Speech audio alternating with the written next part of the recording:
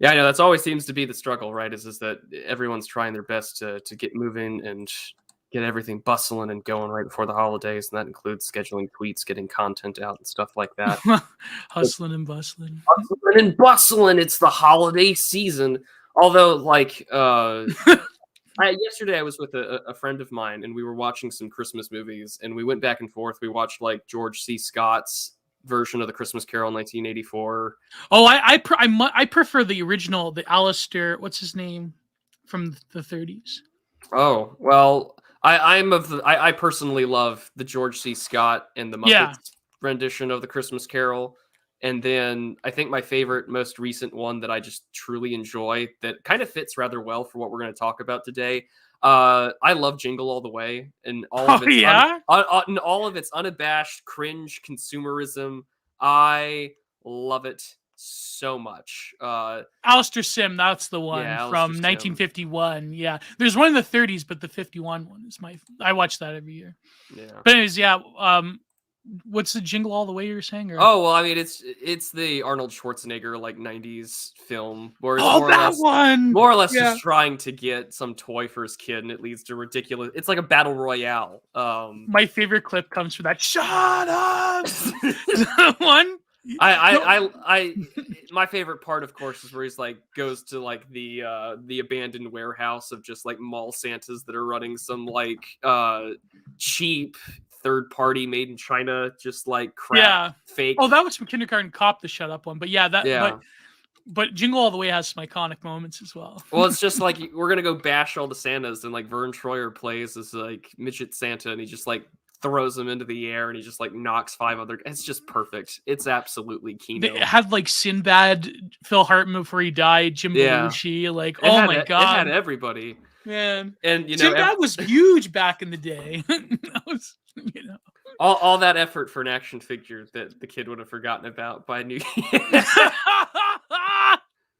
Many such cases. The movie where Arnold punches the reindeer. That's absolutely true, and it's peak Kino. I don't care what anybody says. That's one of my favorite Christmas movies. Just because. Oh man. Maybe it's a better Vanished Time where it's like, yes, you know, the real. It has that weird sort of schlocky consumerism bad. It's important to be with family. And Phil Hartman's a lecherous creep with other people's wives, but you know, he was a good guy prior to his passing. That's like that reminds me of that quote from the OG I forget what season it was, season 5 or season 4, the OG Simpsons Christmas one, where Barney, like Barney's like, well, redacting a deer is like redacting a man, a pretty man. Oh man. I want to go big game hunting I've only been small game hunting. I want to go big game one day. But are you a hunter, Prude? Or? I am. Like I always try my best. I mean, we've been taking care of feral pigs on the property for forever, so I'm more of a fisherman than I am a hunter. But by nature, my old man's like, I wish there was pigs up here, because then, like, I think they're starting to come up here in Ontario, because then you could have like, you could make prosciutto, sausage, you name it. But they're a nuisance, though. Of course, like I mean, they're terrible for crops and even smaller quarry game, so true. So true. Yeah. They're really bad. They say is it true, Prude, in the South, like the feral pigs are like a huge problem? Oh, the Razorbacks, yeah. I mean, at a point where you literally can pay people to go on a helicopter and shoot a gun just to shoot packs of wild pigs. It's pure Kino. I wish I could do that. It's ridiculously expensive, but I mean, I can just sit in a tree stand where I'm at on the property and just hope that they come, hogging their way down, and we can just take some shots at them. But they are massive. It's no joke. And I mean, Texas is like the epicenter of how bad it is. They're everywhere. There's not a single county in my state where they are not a problem, and so. It's pretty bad. Are there more feral pigs than illegal immigrants? Probably not. But well, I don't know. Hold on. Let's just maybe check feral pig population. I'm just gonna go with Texas first. What shell do you use for a 12 gauge? Would you use like say number 2 or probably just buckshot, right? Like what do you usually use? So per pig? I load both, so we usually will have a slug and then Yeah, buckshot okay. depending to follow through because it's usually they're Yeah. never alone. So there are 1.5 million feral hogs in Texas. So let's go with the U.S. 6 million Wow. feral domesticated pigs. So actually, there are more illegal immigrants in the United States than there are wild pigs. That sounds like a high number. Yeah. But wait till you see the It numbers of won't be people 6 million when I get through with the pigs. Oh God. Well, we're 5 minutes in. I guess that's. It's like okay. There's only like what 20 million illegal immigrants in the United States. It's pretty bad. But That seems welcome like a everybody. low number, actually. Like, see, that's the difference. Well, I mean that's the problem is that no one has an accurate gauge. They'll tell you there's anywhere from like 10 to 13. Some say it's as high as like 25. Like, it's a mess. But We need to replicate that passage. Where is it? Was it in Romans about the 1,000 pigs? From the helicopter, right? Like the feral, like 1,000 hogs, where he's like they put the sins in 1,000 pigs and they all like drown themselves or whatever. Oh, that's in the gospel. That was Jesus brings out a demon and turns out there are many. They're a legion. They go into the Yeah. pigs and literally run into the river and drown themselves. But yeah, it's welcome everybody to the Digital Archipelago, episode number 24, right before this joyous Christmas weekend. We hope that you are all doing well and staying warm wherever you are. It's below freezing where I'm at, and it is it's snowing outside, so it's very cozy down here in Texas. I'm very happy with it. How are you, Gio? I'm all right. I mean, I was spending this morning getting Christmas food ready, lasagna, Prudentialist, all the good stuff. The good stuff.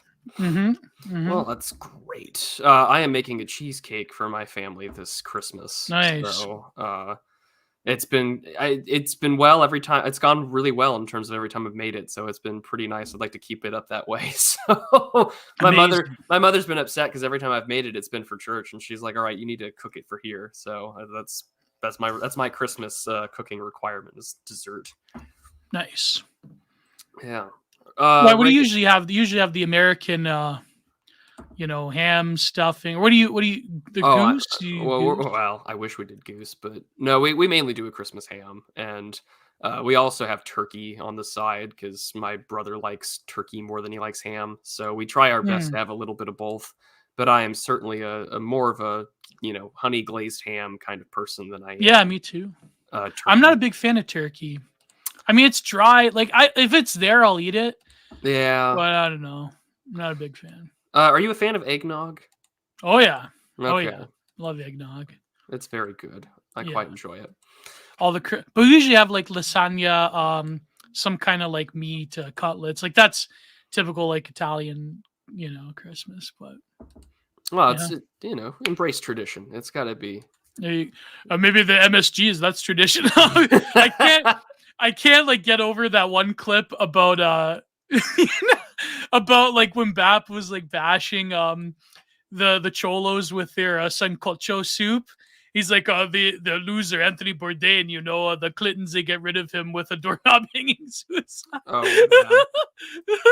Oh man, I couldn't get over that one. But he's like, no, every people has the peasant slop. And apparently most Colombians were bred by the Mayans as a robot serf class, according to BAP. So that's with the dead eyes, That's brutal. But that's brutal to view things like in human, like in terms of like he's like, is that what we're left with? Just the indiscriminate breeding of like these leftover human refuse from like great empires that bred them to be serf class. Like it's amazing to think of like how empires do produce certain, like, for lack of, like, it's such a terrible term, human stock, but it's it is an interesting way to think about like populations. Well, it's pure biopolitics, and that's, it tends to be. You get Ed Dutton on the stream to talk about this. Dutton, Spandrel, Lord knows who we could bring on to one day talk about it. Does Spandrel do interviews? He's done an interview with Apostate Gallery, so I mean, Parallax Optics has at least talked to him, and And He's Parallax is alleged. back. He's alleged. Yeah, he's back. Spandrel is back on Twitter. Although I don't know if that is the actual real Spandrel, because that's I not. think maybe. I mean, you'd have to go to Urbit to like if he talked about it. Oh, I mean, I have my criticism that done, but I'm sure like if you actually sit down with him, like he'll probably be more mean, he's amicable. talked to everybody. I Yeah. don't think he's ever had a problem with regards to who he speaks to. I mean, he's had just about everybody from actual professors to estranged internet political personalities that some people think blow. So I with mean, very nice hairdos. yeah, with very nice hairdos or with very nice mustaches. You know, he talks to just a little bit of everybody. look at Reagan Lodge. I think of race in terms of fantasy character classes. Holy crap. That's like it's true how like as much as I think a lot of modern fantasy is cringe, they still can't get over the fact that a lot of fantasy is kind of like inherently racist. Not like inherently racist, but it's racialist. Like because you like when you're world building in fantasy, it has to be like this race of orcs is evil and this race. Like, did you see that one tweet from this like Lizzo American about like how Lord of the Rings doesn't have any women talking to each other in it? It like failed the Brechtal test.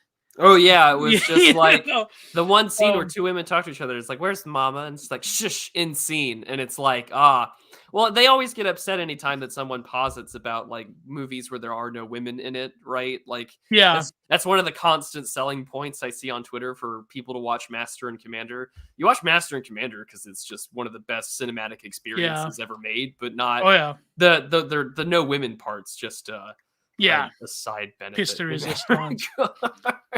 Look at Paul Mooseford. Steve Saylor suspended. I had to go and check. Like he almost gave me a heart attack there. It's like no, Steve Saylor. He posted on the 21st. I mean, he had here. We'll just bring it up because he had said that he was suspended. I think for like 12 hours or something like that. Oh, is it over the Fableman thing or no? Yeah. Where is my review of Steve Saylor's autobiographical film is Boyhood, The Fablemans. How did he get like a 12-hour? Weird. Because he had posted something. Where is it? Yeah. So I'm actually surprised he has not been like repeatedly suspended over and over again. Yeah. So suspended by Twitter for telling the truth. Steve Saylor, December 22nd, 2022. So today. And he had posted his usual reply guy tweets, and he had said on here that it was in violation of rules against hateful conduct. And he says, obviously, there's nothing hateful, violent, threatening, or harassing about my utterly empirical tweet for documentation from CDC, FBI data. See my recent columns on Triggered and the Floyd effect. I await my apology from Twitter. Update.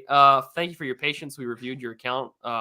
It still violated the rules. So I guess he's like unable to get back into Twitter unless he deletes his tweet, which tends to be the case. But I noticed they're a bit more forgiving under Elon. Like they respond to you now. Well, he got a manual review and they still said it was against it. So yeah, weird. But maybe because like that is weird. Yeah. I mean, he just posted crime stats. It's like nothing new under the sun for Steve Saylor's Twitter account. So I mean, but I wonder, do you think maybe we sort of put too much hope on Elon? Maybe that's probably. I mean, I still keep my nose clean. I don't like tweet out retard or any of the other trigger words. I don't think I've said anything. Well, no, I've used the word retarded once in a tweet, and that's been about it. But no, I don't go out of my way to like purposefully test the limits because I'm of the opinion meet the new boss, same as the old boss. Yeah. I mean, it'd probably be better. Like you'll probably not get like banned right away, but you still have to keep your nose clean, probably. Well, yeah, and it's not like the great amnesty that everyone was hoping for happened. And yeah, I was waiting for Cum Graper to 1488 to come back, but no, no. But Mel Gibson fan came back. That's true, and half my group chats that I'm in were like, "Is it the real one?" And everyone's asking whether or not to ask him his position on the Anglican Church. So, I mean, you get one Mel Gibson fan, and then I'm still waiting for the other 70 some odd number of Mel Gibson. Yeah, it'll be like Patrick Casey, and I saw him in the chat. He's still there. He's right. Like Patrick's right. He said that they're not going to like reinstate like the thousands of like Shlomo Schackelberger like Cum Graper accounts. They'll like reinstate like they reinstated Sargon, or they'll like reinstate like more people like that. They're not going to like reinstate like burner accounts of like years past,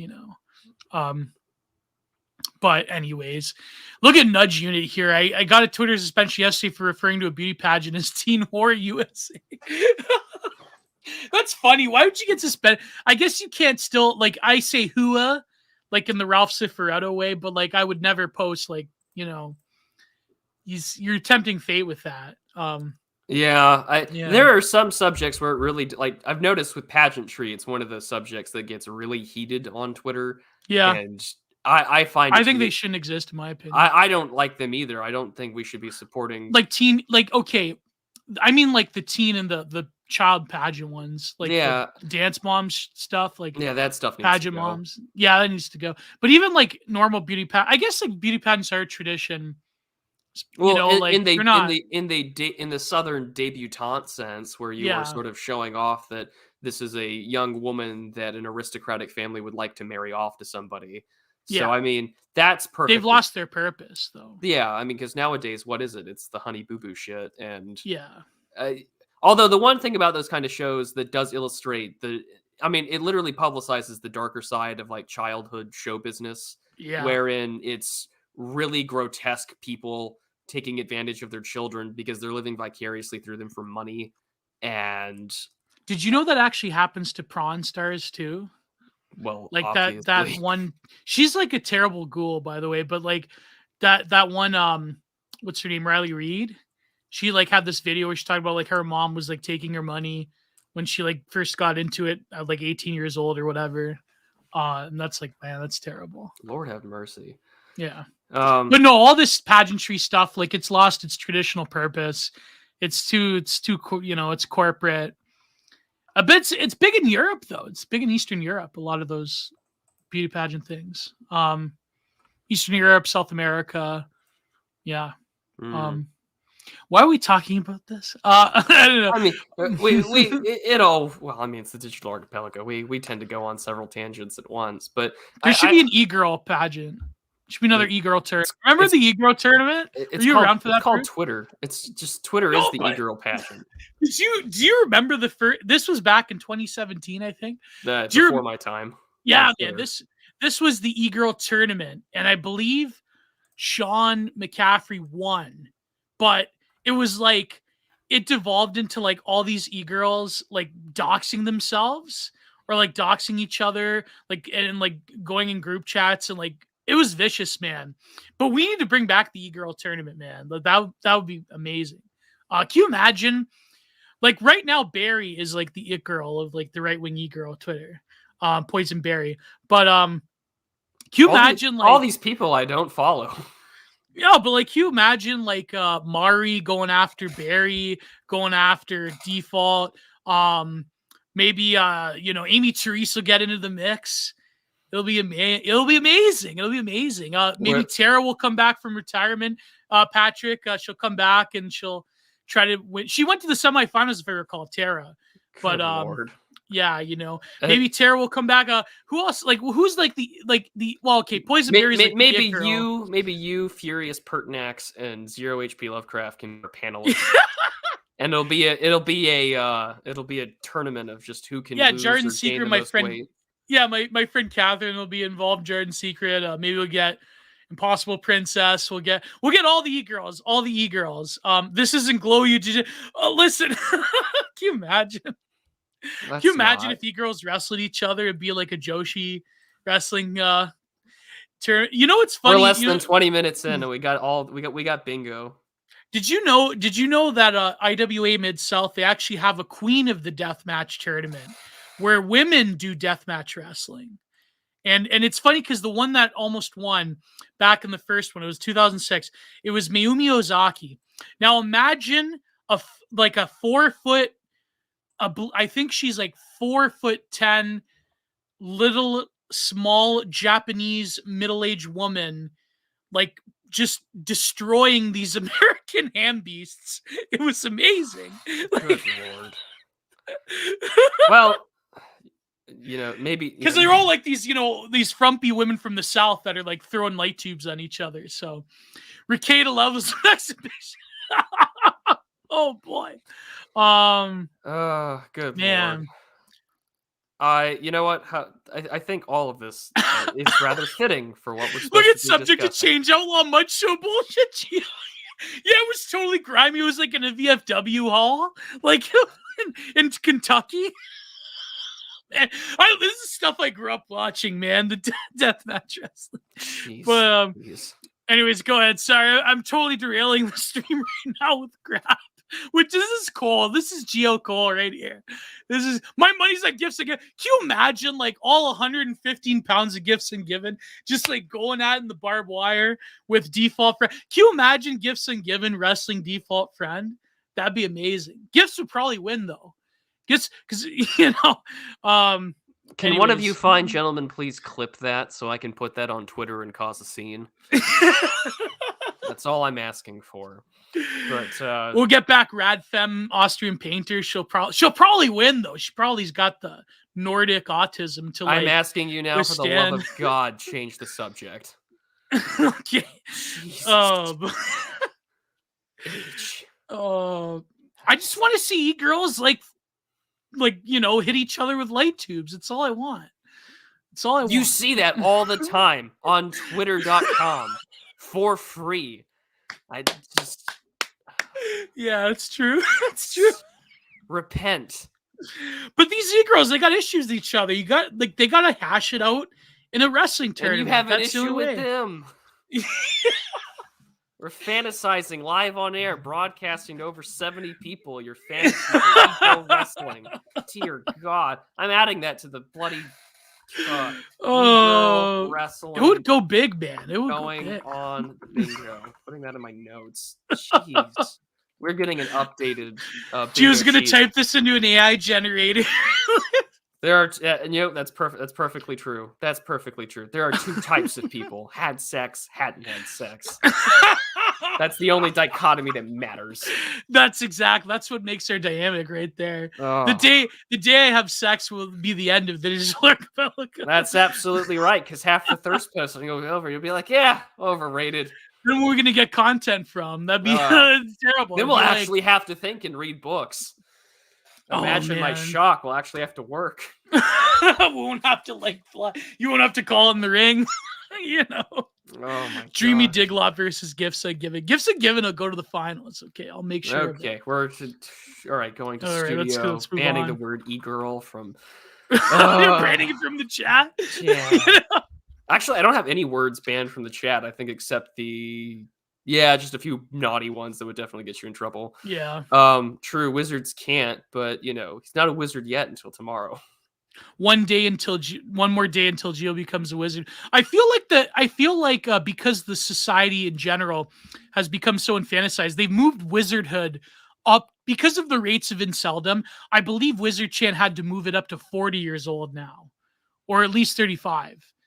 Because a lot of men are coming staggeringly close to 30 without having sex, such as myself. So yeah.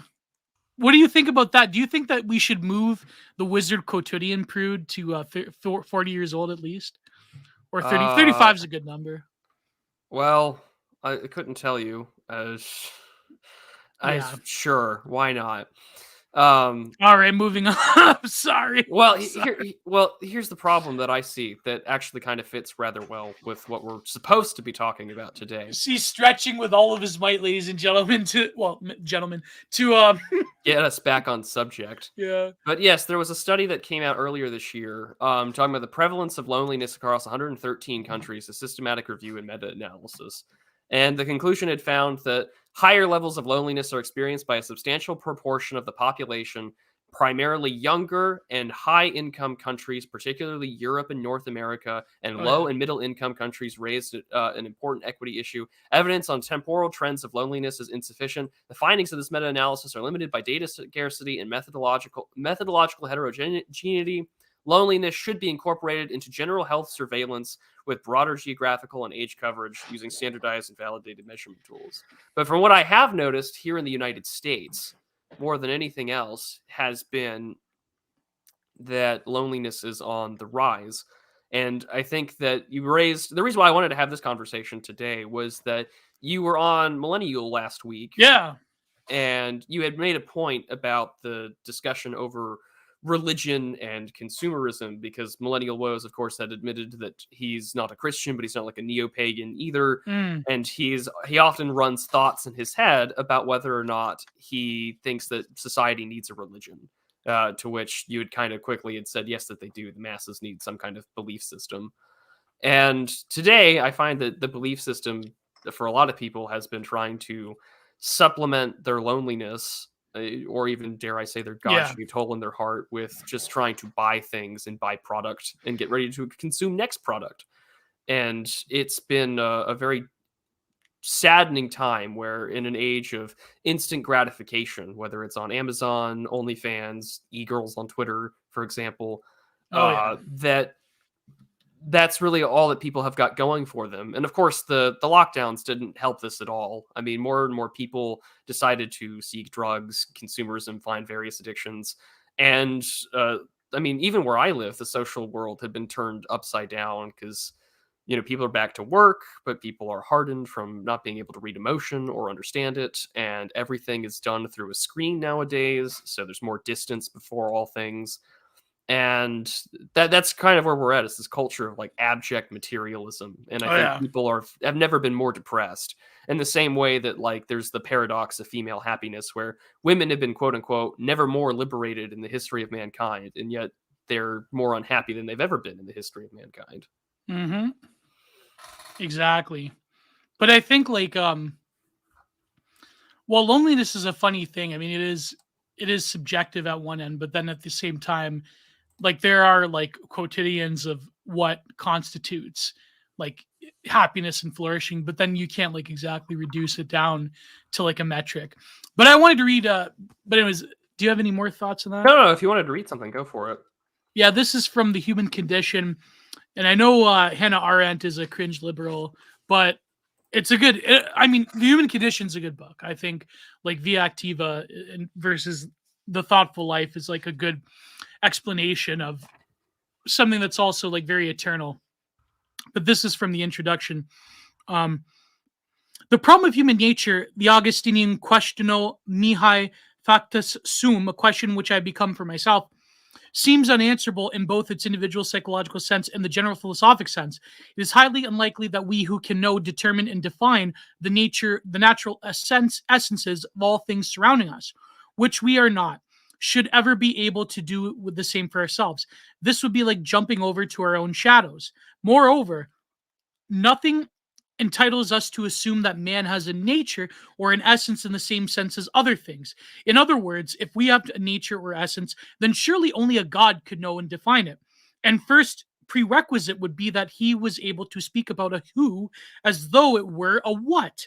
The perplexity is that the modes of human cognition applicable to things with natural qualities include ourselves to the limited extent that we are specimens of the most highly developed species of organic life.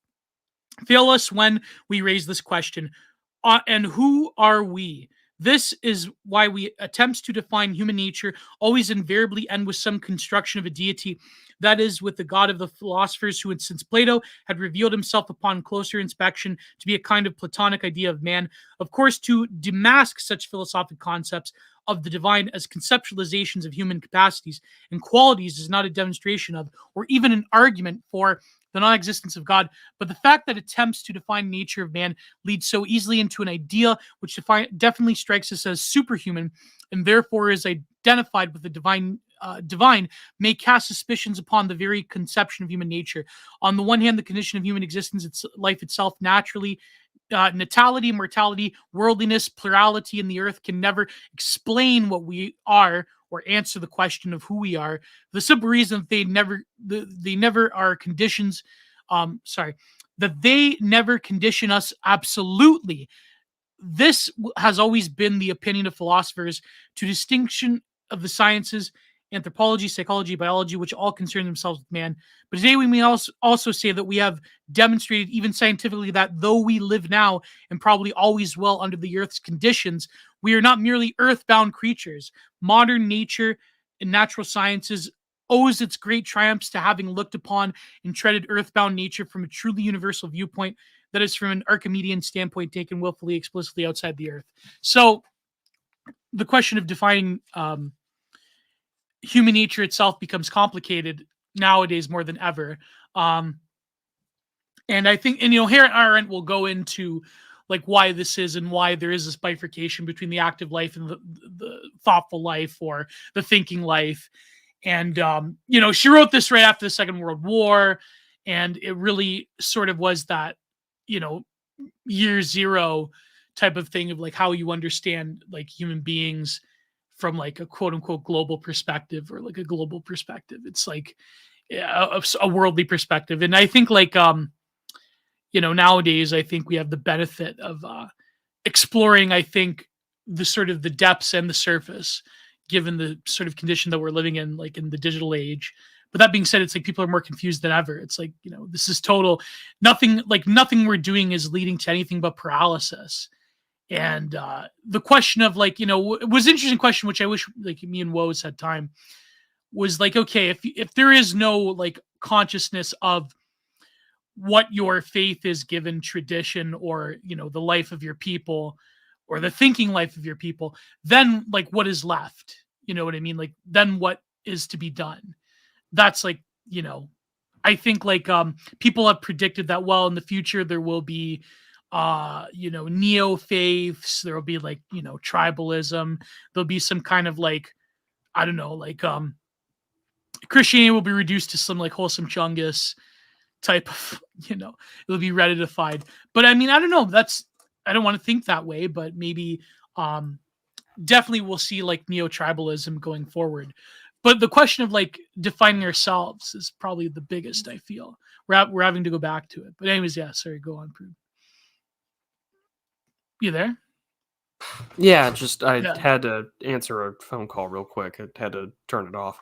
But no, I'm more concerned, I think, especially nowadays, where the last 2.5 years has brought about an unrelenting cavalcade of people wanting to buy things, purchase things, find anything to... I mean, we've reinvented cable packages with the endless number of streaming services and things like that. I know that there are some, middle of nowhere type Bible churches or mega churches that have hosted services either in the metaverse or in some kind of VR chat like program. Whoa! And I mean, that's terrifying to think about. And I'm certainly more concerned, I think, where the trend is going, that in a day and age where a lot of people, and I know that there are some that don't have an inner monologue in their head. I know that there are some that, we joke about the 40% of women that can't do the, if you were to like tip a glass with water in it, can you like accurately draw where the water would be angled at?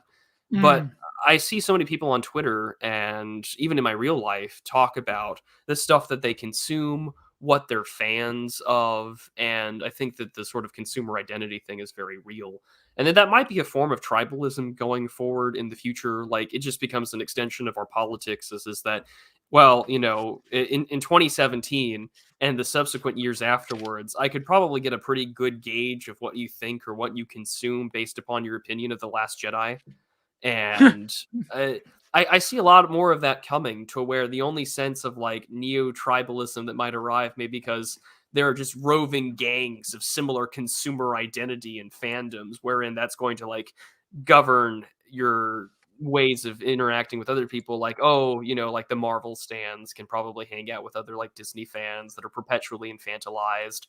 And I find that to be a very troublesome thing, because that to me just sounds like the kind of last man that Nietzsche warns about, where it's just like, yeah, I just consume product. There's no introspection. There's no creation.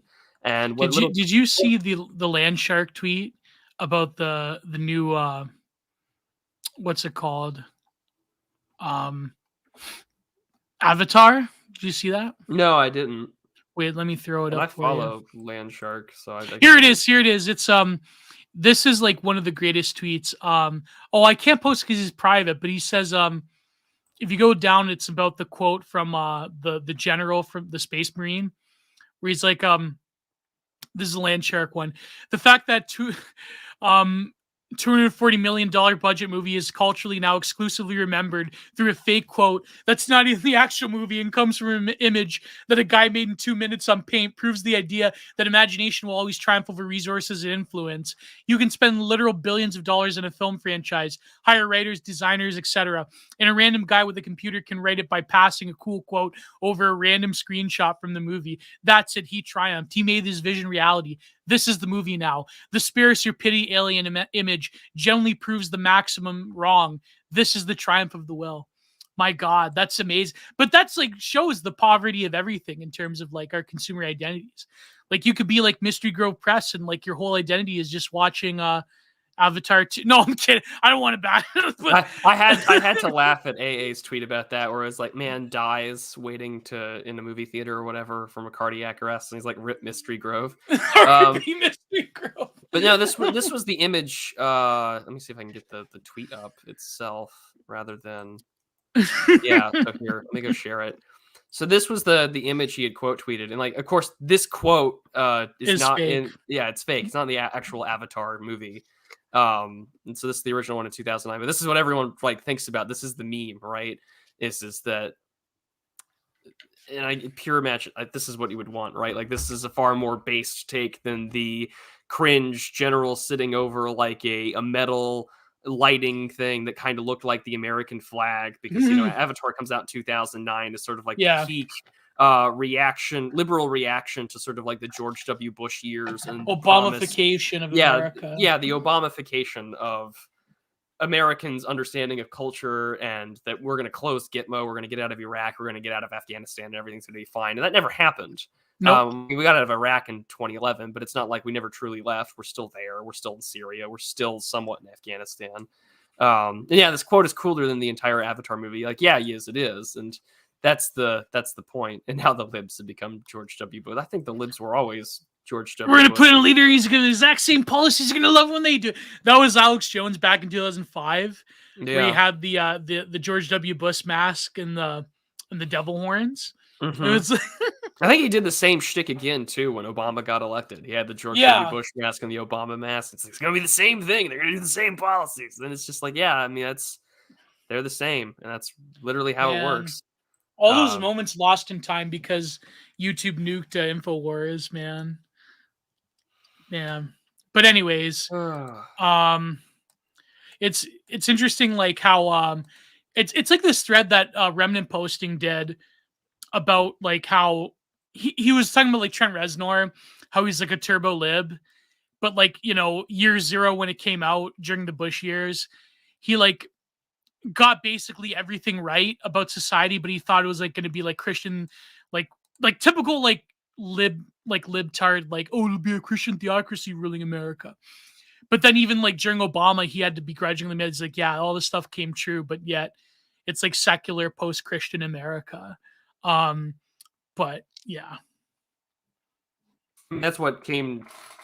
I feel as if and this kind of shows you a lot of how much our narratives about our life or our politics or historical events have been utterly just straight up lies, or like, destroyed by pop culture. Well, destroyed by pop culture, retified, or reduced to little memeable moments in sitcoms and such. But like, yeah. The 1990s World Trade Organization protests in Portland, and it's I mean, imagine what you were fighting against, especially as like the wholesome chungus. Like, I want to not be, I want my coffee to be fair trade, and I don't want people to be exploited globally. And they're coming from a totally different teleological perspective than, say, the right wing paleo conservative that's like, well, it's just going to like deindustrialize America, make us weaker, and it's going to like take away jobs from like the white working class. Yet, but simultaneously, both of those things became true because the WTO thing happened, globalization occurred, all the things that the paleo cons were concerned about were there, and at the same time, in pure body and biopolitic means like, we now use free trade as a mechanism to just turn other smaller, poorer countries in like the global south, quote unquote, into nothing more than, human stock for cheap labor. We, create IQ shredders out of nations and cities, and IQ shredders. Exactly. And they were like, to begin with, they were like very fragile in terms of their elites, like being shipped off to like the West to like get educated and just staying. But anyways, yeah, go on. Well, yeah, and I mean, all those things have just turned into what it is. I mean, even now, our tech sector here in the United States, I mean, it has its own Anglo-imperial style managerial class of just Indian Americans that sort of run it. It's almost as if we're speed running the British Empire in a lot of ways. Our The relationship with Raj, India. yeah. Yeah, Silicon Valley's like the American Raj. Yeah, we have a Silicon Valley Raj of just H-1B visa immigrants that are meant to help enforce the community standards for wherever they're at. While Only it took secretly England there's 100 years to bring them over to England, not to like, keep. They Yeah. kept them there, but and at the same time, right, the real guys that keep the Raj in check are the former bureau guys that get hired to make sure that Twitter is still going and secure for the regime. It's that's where that's where we're at. And I mean, the other thing too is like we talked about with the like self-commodification. We went over the Humdog essay. yeah, The only way that people can find themselves to stay not lonely on the internet is to turn themselves into commodities. And in doing so, Yeah. right, like you reduce yourself to this like parasocial relationship machine wherein as long as your life can generate some drama or some intrigue or some takes, then people are going to pay attention to you. And I mean, how many videos sent that How many default friend articles are there because she caused drama on the internet? No, I should. Well, I was thinking how many famous YouTube people that of Oh, celebrities. that's even worse. At least Catherine turns into intellectual discovery instead of like the pap of like YouTube drama. Like, Well, it's I'm not even referring to e-drama. I'm just referring to people that are like quitting. yeah. Where was Yeah. someone posted it the other day where it was just like, I can't believe people stream for a living. And this guy had just like was on his Twitch stream or whatever, and he broke down just screaming and slamming his hands on the desk, saying that he hates the games that he plays, he hates that he streams, he hates that this is his job. Was this Darkside Phil or this other guy? No, some other guy. It was not Darkside Phil. No. That I think I know who he is. Like, Darkside Phil is immortal. Like, he'll never stop. yeah, He'll be like on the streets and he'll like find a way to like But I mean, I think it was Martin that had posted something like that. Like, I can't believe that people actually do this for like a job. Yeah. And it's almost, and I mean, I guess if you're like a white male doing Twitch streaming, like I guess that's part of it. In the same way that like if you're a bread tuber, you have to like transition in order to keep making money. And it's just what I don't know these. I don't watch Twitch. I just saw No. clip, It was the one Twitch guy that streams every single day. It wasn't Wings of Redemption. I mean, Wings of Redemption streams every day, but like Wings of Redemption had those moments where he's like, yelping and like talking about his life is crap. Man, I can't watch stuff like that, man. Like, Wings of Redemption kind of Jordy reminds me of me, man. I hate to say it, like I don't never want to be in that position, bro. Oh, but Wings of Redemption, you know what? I shouldn't say that. Wings of Redemption got married. He has a wife. So fuck you, Wings of Redemption. You're a fake cell. No, I'm kidding. I got nothing against Wings of Redemption. I'm sorry. I'm being over dramatic. Oh, I mean, yeah, obviously. With people do the political sphere. Yeah, man. I mean, how many people have done some sort of either? I mean, I just did it in my last fucking Substack post that I was doing, where I was just like, anytime that I drive or anything, I typically find myself going out and thinking. I do most of my best writing when I'm out on the road, but I had noticed that that's something that we all do is that we have to turn ourselves into spectacle. Like you had said, like last week, you're the wholesome Chungus painter man. Like that's in part where we're at. And I thought you were quoting my millennial. I liked it. It was very good. You know why I liked it? Because it's like me and Colin had Millennial Woes had a therapy session. I like that, because I always, like I said myself, I said this to Stout because me and Stout have been following Millennial Woes for years, and he's like, Gio, like, please, whatever you do, don't make it into a therapy session. I go, bro, it's gonna be a therapy session, because like that's the thing, like, because I think Millennial Woes, he has such a unique like understanding because he was in the middle of all of this stuff, and he, like, being more of a intuitive type, he understands. I mean, I see a lot of my how do you say it? Like, it's not that I see a lot of myself in him, or like, how do you say that? How do you say that, Prue? What, it's not that you saw yourself in him, but it was what, relatable? No, like, when I say like he's the one that inspired me rather than me inspiring him, like when you say like I see a lot of myself in him, or do I say he's a lot like me? Like how do I say it? He's I just like me. There yeah, you go. There you go. he's literally me, you He's know. literally yeah, exactly. Millennial Moses is literally me. No, but you know, because I wanted to like go through the history, and of course, like we had that, you know, because I knew Adam Wallace like from back in the day, and um, you know, uh, look already people chirping in the chat. My God, you people are unforgiving. But anyways, no, I think like I can't think of like a right wing equivalent to people that just sit there and stream, except for like Ethan Ralph, like because the Twitch streamers like Hassan Piker, like all those people, they like literally sit there morning, noon, and night and talk about nonsense. Like, how do you do that? I can't. I don't know. Like, I couldn't tell you. because we stream with each other, but it's not like after an hour of like this cutting political analysis, it gets Well, yeah, and I also think that it's a really great way to get people to just not focus on anything else. yeah. And one of the great things I've noticed about sort of this materialism and the secularization of society, and I mean, as much as I wholeheartedly do buy into a lot of sort of the what gets called conspiracy. I mean, like these guys just publish what they say they're going to do. It's not really Yeah. conspiracy at this point, but I find the big stuff that comes into my mind about politics is just that it's a really neat distraction from some of the things that kind of matter. And Yeah. the stuff that came with the pandemic too was that you watched people freak out. Oh, Regular, yeah. like I'm talking like normie people. I'm not talking about like officials or politicians or whatever. I'm talking about regular people freak out over the idea that they might die. And for the first time in their like, especially in the West, there was this big Oh, yeah. confrontation over, like death is still a very real thing. And It was the first act that like broke death denial, but at yeah, the same time, it like it reinforced strengthened death it. And denial. yeah. Yeah. It And strengthened it.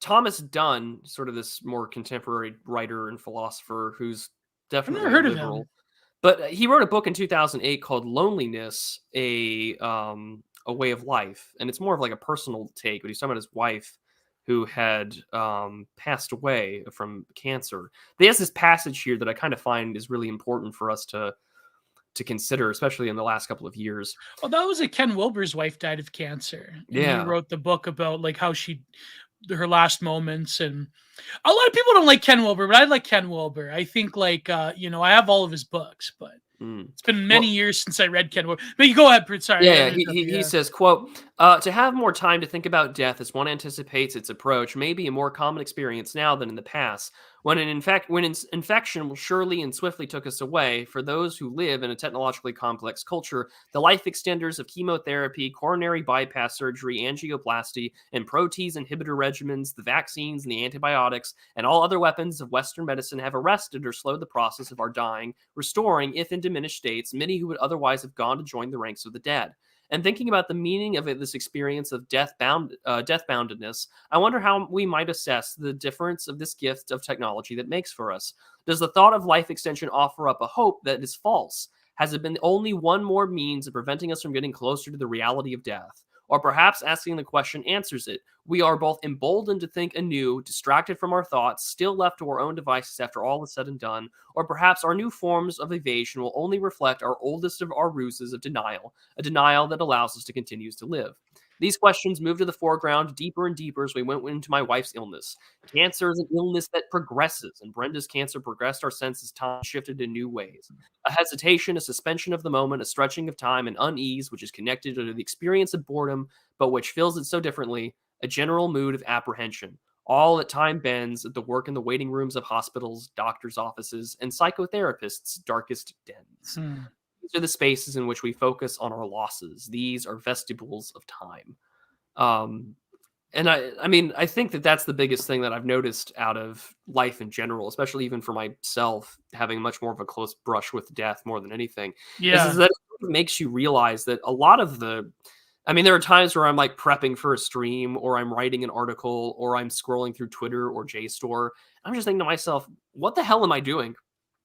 Like, oh man, like I'm wasting time replying to this guy on Twitter or trying to like make a meme on my Capwing profile. That way I can have like like the meme I did with you and Zero HP Lovecraft about inside of you where there are two wolves. One tells you to gain weight, one tells you that she needs to lose She could it. lose weight. Yeah. And it just, to me, I find it to be a weird sense of like, wow, we are surrounded by things that are meant to distract us from the things that, 50 years ago, or even, prior to social media. So less than, 20 years ago, were to make us aware that we have family, we have friends, we can go outside and stay out till the lights turn on, right? That's when your parents wanted you to come home. And Yeah. all of a sudden now we are filled with things that will distract our time and make us think about nothing but the sort of petty material things, whether it's, quote tweets or things to buy on Amazon or a new podcast that have been recommended to us down the algorithm. And it's certainly, I find it to be rather tragic It's because, paralyzing. well, yeah, I mean, it keeps you arrested. There was that this report about they don't use the word man-child. They used the word kidult.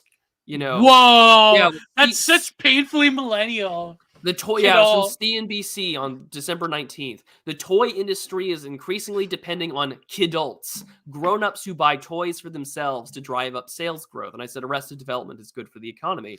And Yeah, what but made they it have that in even Japan though. what's I even know. more scary is that the word, according to like an Ingram viewer on Google, Jason Soderlund had like replied to me. He said, I heard the term kidult for the first time reading this, yet Google Ingram shows it's been steadily increasing since the year 2000. I get the Whoa. sense that this is true for a broader societal trend, but the word kidult, very strange. I've always heard the word man-child. I've never Yeah. heard the word kidult until I saw that CNBC tweet. Absolutely. Notice how you never hear woman child though. Well, yeah. You never hear Wow. about women staying in their own. Well, I mean, Billy Pratt says it best, right? Well, the idea of women trying to stay young is just women who are well past, say, 40, trying to look Yeah. as sexy as possible and taking off their clothes. For them, it's more objectified. It's more of Like the one tweet with well, who was it? What actress was it?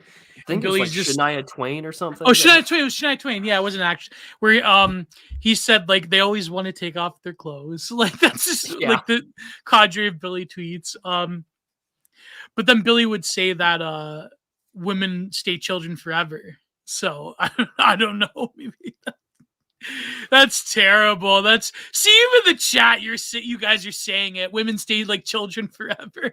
That's just women. Look at that. You people are terrible. But it's true. It's funny. Why do they always? Because I mean, yeah, it's exactly. Just look at Madonna. Don't look at Madonna. Oh, she's brutal, man. That's so true though. Because I mean, Madonna Madonna's ruined like, herself. what, 70 something? Oh, Is 60, she? oh, she's 65. She's 65. Whoa. But yeah, she's ruined herself with like plastic surgery, and she still tries her best to take off her clothes and to look as good as that she is. No, the thing is, Madonna, she could have. I said this once. Who did I say this to? Did I say this to Impossible Princess? Madonna should have been like the model of like older women having a different type of sexiness, not like trying to be young. She could have like aged gracefully, but Madonna just like ruined herself and like Yiz said, yeah, she looks like an alien. Jenny Nicholson, I don't like Jenny Nicholson. She's like, isn't that the YouTube movie media chick that had gotten that's a put on that had gotten into her bit with Mahler and Co. a while back over Star Wars movies? Did she? Yeah. Oh yeah, she did. Because Well, she's a lib though. That's why I don't like her. Oh, But well, it's I just don't like. I take issue with the female archetype that is also meant to simulate. I mean, like it's the perfect media archetype. Every woman, it's in their bedrooms. It's always done in their bedrooms. Yeah, there's no recording studio. No wonder, eh? A guy will get a green screen or whatever, and he'll try his best to like make sure that it looks professional, or it's on his couch, or it's someplace that's not in an intimate location. Whereas, nerd chicks, streamers, etc., the bed is right there. The bedroom is always there. And it's always right there to both to entice and to titillate, but also just to, even through the screen, right? We have to objectify the idea that, she is a sexual object, and that's about it. Yeah, like Dasha always streaming on her bed from her laptop, like just laying down. Like you know what she's doing there, you know. But Yeah. yeah, Anna would never lower herself to that level. I'm sorry, I'm an Anna guy for life. Anna Kachayan's my waifu for life. No, sorry, Gibson Gibbons my waifu for life. But Anna Kachayan's my second in command. Spinning plates. Are we now? Spinning them, yeah. But no, like yeah, it is um but it's, I mean, yeah, men do age a bit more gracefully, but yeah, you mentioned Helen Mirren in the chat. Yeah, Helen Mirren, like that's what I mean. Madonna could have been like Helen Mirren. She could have she could have been a model for older women to accept the fact that they're going to age and to do it in a graceful and classy type of way. But Madonna didn't do that. Now she hangs out with these like younger pop stars. This is terrible. It's terrible. But yeah, it's just what were we talking about? How do we get onto this topic? Oh, well, we mentioned like Jenny Billy Nicholson Pratt. and then bedrooms and then Billy, he's got this strange fixation to what's her name? Nostalgia chick. I think so.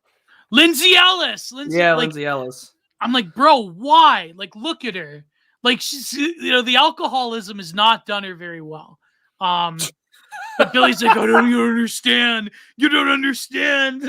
I'm like, bro, calm down. Well, I mean, she's from that same sort of generation of now, like people in their like late 30s or early 40s of like the skeptic era of commentators or even new atheism, and now it's just like, well, what are you? You're just trying not to. You're still trying to be relevant on the internet, and you haven't. It doesn't look good in regards to like content wise. Like some of the stuff that she's done is not half bad in regards to like, if you're going to talk about like the issues of like nostalgia and you're going to like bitch about what Disney's been doing for like the last 15 years, that's fine. Right. But like the moment you start talking about politics and it's like every other bread tuber. It's saccharine, it's fake, but you want to stay relevant. The only way that you can do that is just to get, male eyes on you and to get attention. And in a way, I think maybe Billy's enabling her, but I'm not here to apologize. Well, she got viciously canceled too. So rip bozo, but yeah. Just like shoe on head. Look at that in the chat. Oh, so was that, shoe on head always did political. That tweet that she put out, I think it was like she put out some anime chick in a wedding dress, and she's like, that's what happened. Well, did the Catholic guy, with the stolen valor, the fake frog? The fake frog, yeah. I don't know, maybe. It's funny because they were talking about this on Night Owls last night. I have to look at this. But yeah, they were talking about like how armored skeptics just like sobbing while scrolling the TL, looking at the fake frog's tweets. So. But anyways, shoe on head was always explicitly political, I feel. But like, yeah, same phenomenon, same. Anyways, no, but what were we talking? Oh yeah, so about streaming and all that stuff. It is something how like the parasociality of it, sort of like because you do feel like they're a part of your life. You've listened to someone for so many years. But I feel like the women streamers are different. Like people like Jenny Nichols or Shoe on Head. Like there's obviously like a different type of eroticism there. Like, sorry, there's different type of like parasociality, but there's also like the eroticism of it.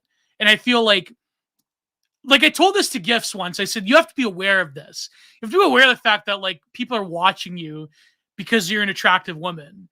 So it's like, but that's unavoidable.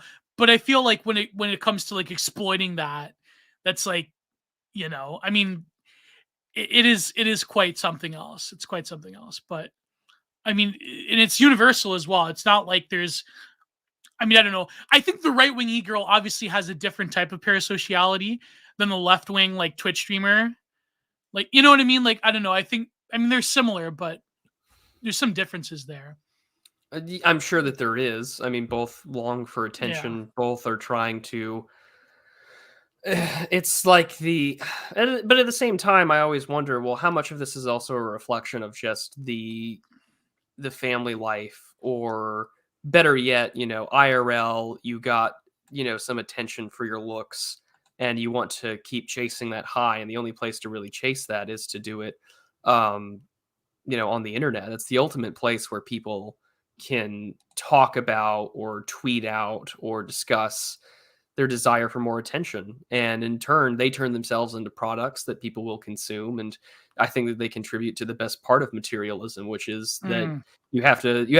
your time preferences are shortened. You always have to think about tomorrow. You always have to think about what happens, sooner rather than later. And it doesn't allow you to plan for much often. I mean, do these people like, does like Amaranth or like Jenny or do they think long term? Do they think about what might happen when, say, like the looks dry up, or the shtick and the cute girl with the like Porg plush is gonna stop? I think Jenny might survive, but maybe not Amaranth. But I mean, according to Captain Smith, she's got 17K subs on Patreon, so I guess it's working for her. Well, yeah. Then I mean, she probably has enough that she'll one day retire, oh yeah, quite amicably from this, or pursue a different job, because it's if you put well together, well published videos, like if you're doing like the video essay media commentary bit, I mean, it's not very hard to transition from like a private sector media job or marketing or content creation. yeah. So but again, right, what purpose does that serve? Because I mean, I think that's been my biggest problem, and I've said this on more than one occasion, has always just been, why don't I have 17K Patreon subs? Oh, I know, right? Why don't you have 17K subscribe star subs? Well, we're not women, for starters. Yeah, It would be different if we were quirky, autistic, right-wing women, and that could easily milk it and be the autistic girl for the apostasias out there. But someone should be doing that. I had imagined that there will be a right-wing VTuber that does the Aspie girl type deal. Yeah, this is why I need to marry Gifts Ungiven. I will control her finances like Amaranth's husband, and I'll like tell her to like be a right wing it girl and like get 17K peach. No, I'm kidding. Jeez Louise. God, I just ruined it, man. I ruined it. But anyways, yeah. You were saying something. Man. I just think that there's I think, for instance, that there's just a lot there that contributes to both loneliness, but also the factor of that, well, if all we do is buy and we distract ourselves, we're sort of kicking the can down the road, and we are running away from the things that matter. I mean, that's why I've said on more than one occasion, are people happy when they, turn off the phone and they see their face in the reflection of their screen? That's my concern. But I think, okay, so I think maybe to get back on topic, there's sort of like, it reminds me of that one Trungpa book, Cutting Through Spiritual Materialism. So it's sort of like, that's the sort of, Trungpa goes into like capitalism and spiritual narcissism, and how like he, being at like the height of the New Age movement, he even saw like how the New Agers were sort of like exploiting it to like sell you this idea of like a whole being, right? So I think like we should probably like talk a little bit about the outlining of, okay, what do we mean? Like, what are the parameters of like modern materialism? Like, do we mean the philosophy of it? Do we mean rather the condition of like materiality becoming like the be all and end all of like human interaction and relation and what is worth? Or do we mean like the more philosophic, like, spiritual materialism being like, sort of metaphysical hypostasis is no longer the factoring of like what, it no longer factors into like how civilization functions. I feel like that often gets lost in like a lot of these like neurodivergent theological debates, and like a lot of these like philosophical debates, especially around metaphysics, is that you have to realize like a society, like, or rather a civilization's view of their own sort of ontology will inform like how they live, more or less. And it is true that like when you go back to it, do we believe the same way that medieval scholastics believed in God and in Christianity and so forth? Like, no, obviously not. I mean, obviously, the way that we believe and the way that we think about these things are going to be informed by the world that we're living in. But, so, okay, given the condition of spiritual materialism, right? Given that we do live where, everything is sort of blasted out in the open, everything's commodified, the inner life is being picked apart clean by, hypertechnics and by capital and by other maladies of modern living, and that there really is no inner life well, there is inner life, but rather the cultivation of that inner life becomes something that is desperately lacking, to say the least. And a lot of this comes down to um the apparatuses of like the culture industry, and like we were saying about consumerism and parasociality and so forth. All of these have their root within something much deeper, within that spiritual materialism, within the fact that when you destroy the inner life, no longer does the self become a citadel of being. Rather, the self becomes something that is very one-dimensional. This is why like Marcuse wasn't totally wrong in One Dimensional Man. You know what I mean? Like, he had something there. Of course, like his analysis of the causes and his solutions are flawed, especially when you get to like Eros and Civilization. But in terms of the one-dimensionality of like modern living, that he got right. You know what I mean? Like that. Yeah. Let me actually pull up. I had this Young quote, but let me pull up this quote. Yeah, go for it. One-dimensional man. There was this one interesting quote. But you go ahead, Prude. You go ahead. I'm looking for the quotes. Well, I definitely think that our concern today about what constitutes modern materialism, I think so much of it gets. I think it kind of goes very hand in hand with also our very similar complaints with consumerism. Yeah. We talk about the modern day consumer meme as we do with all things. I mean, Movie Bob is like the ultimate, I think, form of that, of like millennial consumerism that articulates that his generation was the best. It Oh comes yeah. with a self-centered attitude that our life's purpose is to find and procure the best forms of culture, and that we must interpret it in ways in which, oh, if I can consume this and I can articulate a deeper meaning or a thematic resonance as to why it's so important for today's culture or today's events, Yeah. it almost becomes rather solipsistic in the way that, well, the world, how I understand it, is how I consume things and how I can be a part of things today. And so the material gain of the world, or the things that only matter upon us, is going to be based around, well, it's the earthly that matters. Then Yeah. that becomes, I think, the principal issue today is that we have managed to so successfully distract ourselves, like that Thomas Dunn bit about our desire to not think about death, or our desire to be denying of all things that come with reality, which is, that we are mortal, that there are things that we should be concerned about. And when it happens, when we do it right, is that even the materialism of today is so focused on these corrupted forms of like Christian eschatology.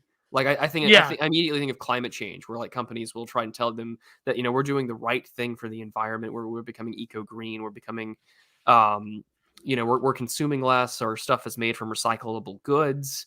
Although I have to admit, it's also very clever, because those in charge will happily take advantage of masses that will do anything to want to feel good. Yeah. Because, well, where did we get the idea of like the carbon footprint? Well, it comes out of BP after the oil spill. And so, well, how can we market the idea of environmental costs? Can we transfer the blame to the person, the individual, and not the corporation? And that was resoundingly successful, where Yeah. everyone has found a really great way to talk about ESG, to talk about their own personal climate problems, and what they can do to contribute to it. I mean, I always love referring to Zero H.P. Lovecraft's The Green New Deal story, because that really does become the end goal. Is that those in charge will happily offset the carbon costs by allowing you to go quietly into that good night for the sake of the environment. Go seek Canadian health care for the purposes of the environment. And Yeah. it's absolutely dysfunctional in the way in which we've abdicated all forms of spiritual, or even just bare bones teleological reasoning for Yeah. how can I live today and not think about tomorrow? And it's almost the inverse of what, all of Matthew 6 is, when we're in, like, Christ tells them to focus on the evils of today and focus on today's struggles and do not worry about tomorrow. Whereas today it is, buy and consume today and not think about your soul tomorrow, or to focus on the Mm. things that there. It's the inverse of like 633, like, well, first seek product and all else shall be rendered unto you, not the kingdom of God. And that it's just depressing. Well, there's a good point. There's great points that Sean Wyland is making in the chat about the boomers. He says a good point, Geo, like Ayn Rand's Apollo and Dionysius.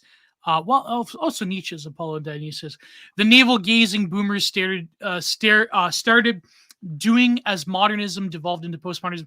And then he says, in July 1969, man landed on the moon. A month later, Woodstock happened. Woodstock 69, not 99. Not the based one, Woodstock 99, but the based chud awakening of Woodstock 99. But no, that's a great point, because I feel that when you look at the sort of historical position of the boomers, you look at like the massive traumas that happened in the 20th century, and the children of those people, the boomers, they were sort of like the childlike, like awakening new generation. They were trying to sort of like, they almost evolved into sort of like an infantilism. Not all boomers, because, a lot of boomers, they fought Vietnam in America, and, and they were in the Soviet Union, but like the stereotype of the boomer as like the cultural product of boomer youth culture that has subsequently colonized every other subsequent youth culture that came after it. That is sort of like the picture of the not infantilized generation, but rather the child generation of like, these are like the eternally young, like, the traumas of the world wars and the Great Depression and so forth, the sort of the terror of the 20th century, that they were the ones to close that out, that they're the ones that lived and basked in prosperity, and that prosperity sort of, like, think of it this way, that metaphor of 1 month man went to the moon, although, I mean, like, symbolically, because we know that there were probably Soviet cosmonauts that got pretty close to the moon. I hate to say it. I hate to burst everyone's bubble. But, let's say symbolically, man stepped on the moon for the first time, unless, barring the Anunnaki or whatever.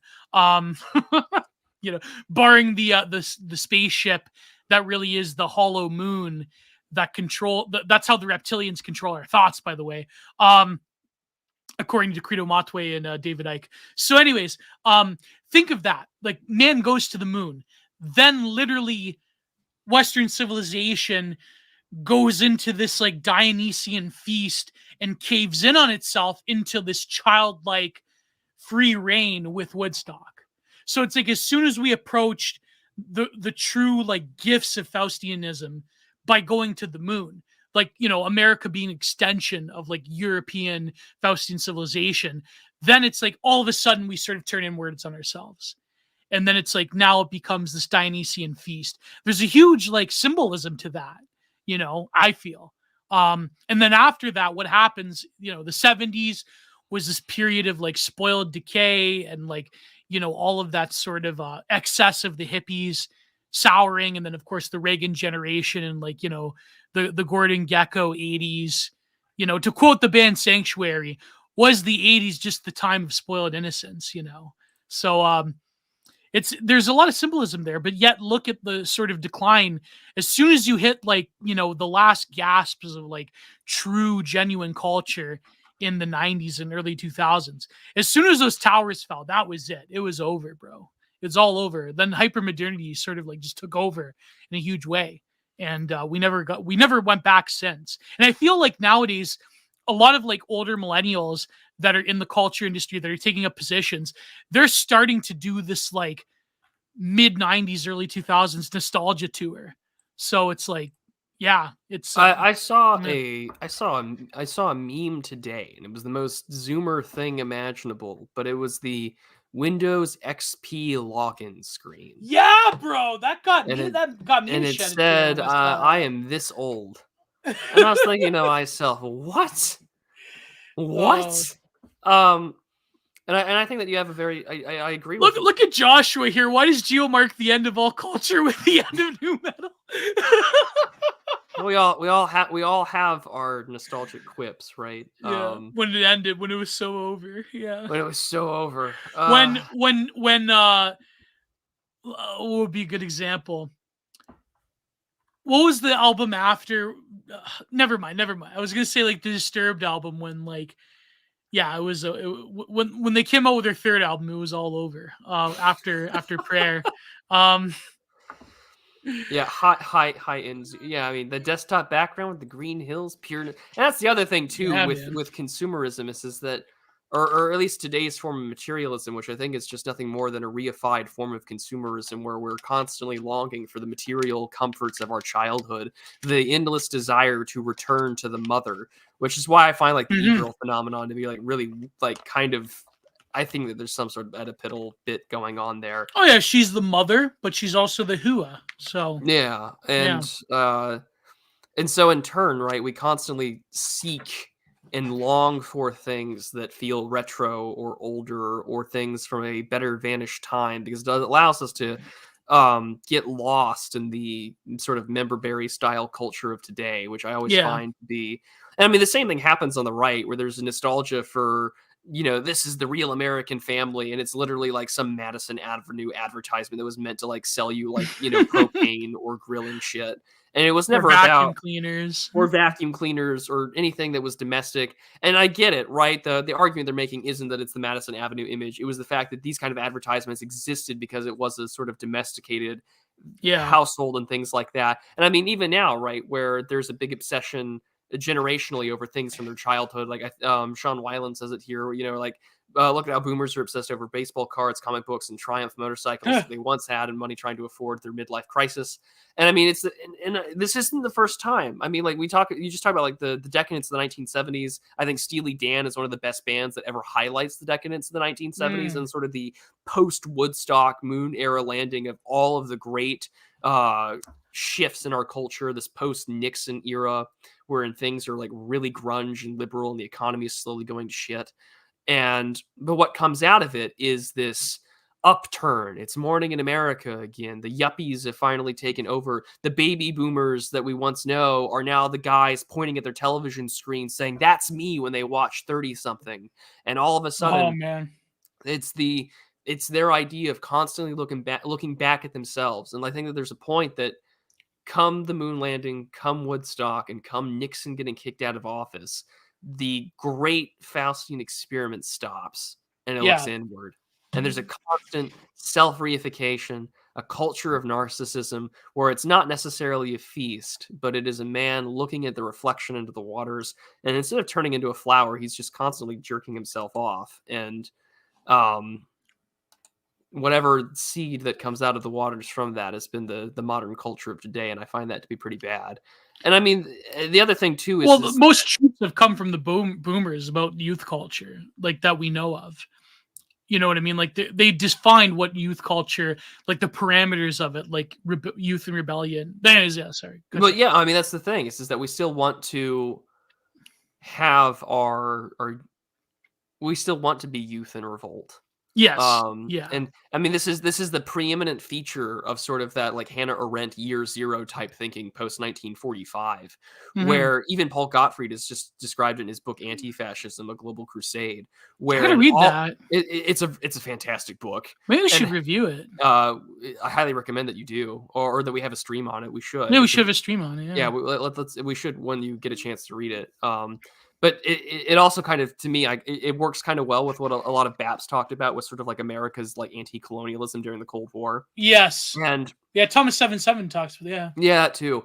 And so like it all kind of like coincides. But the bit is that for us, we are haunted in this sort of like year zero type of bit where all of a sudden we are now wanting to make sure that the boogeyman of our childhood, like the boomer childhood of the boogeyman was, you're going to get the giant battery operated Tommy gun or the like rattled Tommy gun. Like you're going to do the same thing with your parents and you're going to fight the great fight over and over again. It's why the baby boomer generation of presidents that have succeeded us time and time again, George W. Bush calling things the axis of evil, referring to three countries. in the same way that we referred to three countries in regards to Japan, Germany, and Italy during World War II. And in the same way there, all of our aspects are about what can we consume that illustrates that we are never going to go back and we are never going to repeat or never again and things like that.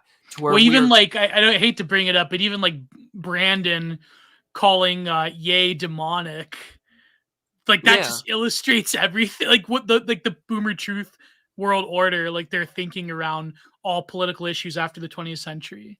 You know, like that's sorry.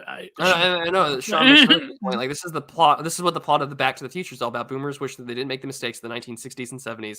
It's 1950s nostalgia and an opportunity to undo their regrets. Oh yeah. And this is the same thing about all. I'm looking forward to in about 5 to 10 years, where I mean everyone's got like the 50s diner aesthetic, which I'm still a big fan of. I love diners, but I guarantee you that there's going to come as a novelty that like internet cafes are going to be like, man, LAN cafes. They're gonna come back. Yeah, they're gonna come back. There's going to be, I think Jinko jeans are gonna come back. Like, let's not kid ourselves. Oh man, I'm gonna like be in heaven by the time I'm 35 years old.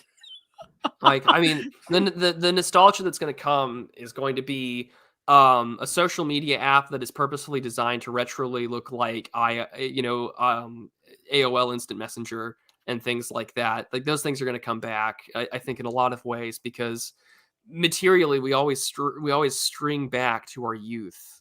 I mean, it's why even now there's a big renaissance of like build engine games, or what the whole genre, quote unquote, of like retro boomer shooters. You know, you call these things boomer shooters, but they were clearly designed by Gen X. But you boomer know, shooters, it's really bad. And it's like I was watching the music video, the band Live, their song, what's it called, Dolphins Cry, and like it's just like a simple like people in an alleyway in probably Chicago or somewhere, and they're like there's a flood, and I'm like, man, these people look normal. Like, do you remember when normal people looked like normal younger people back in like 1999 or wherever? Like they just looked like they looked like cool, hip, normal people from like the early 2000s. And I'm like, man, like what happened? Like, look at Zoomers now. I hate to sound like this, but look at Zoomers nowadays, man. Look at that. Like it's the transmogrification is real.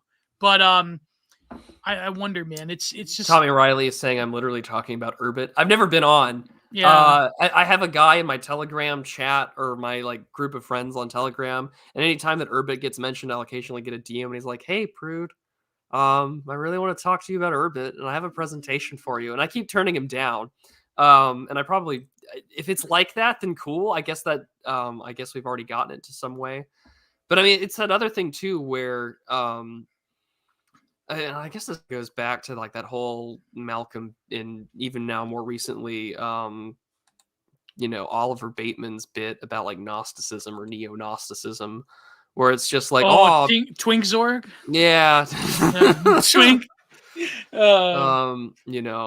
where they're just like, oh, these people are rebelling against the material world. It's all about the spiritual and ascension, and it's just like, it's not. I don't think that they.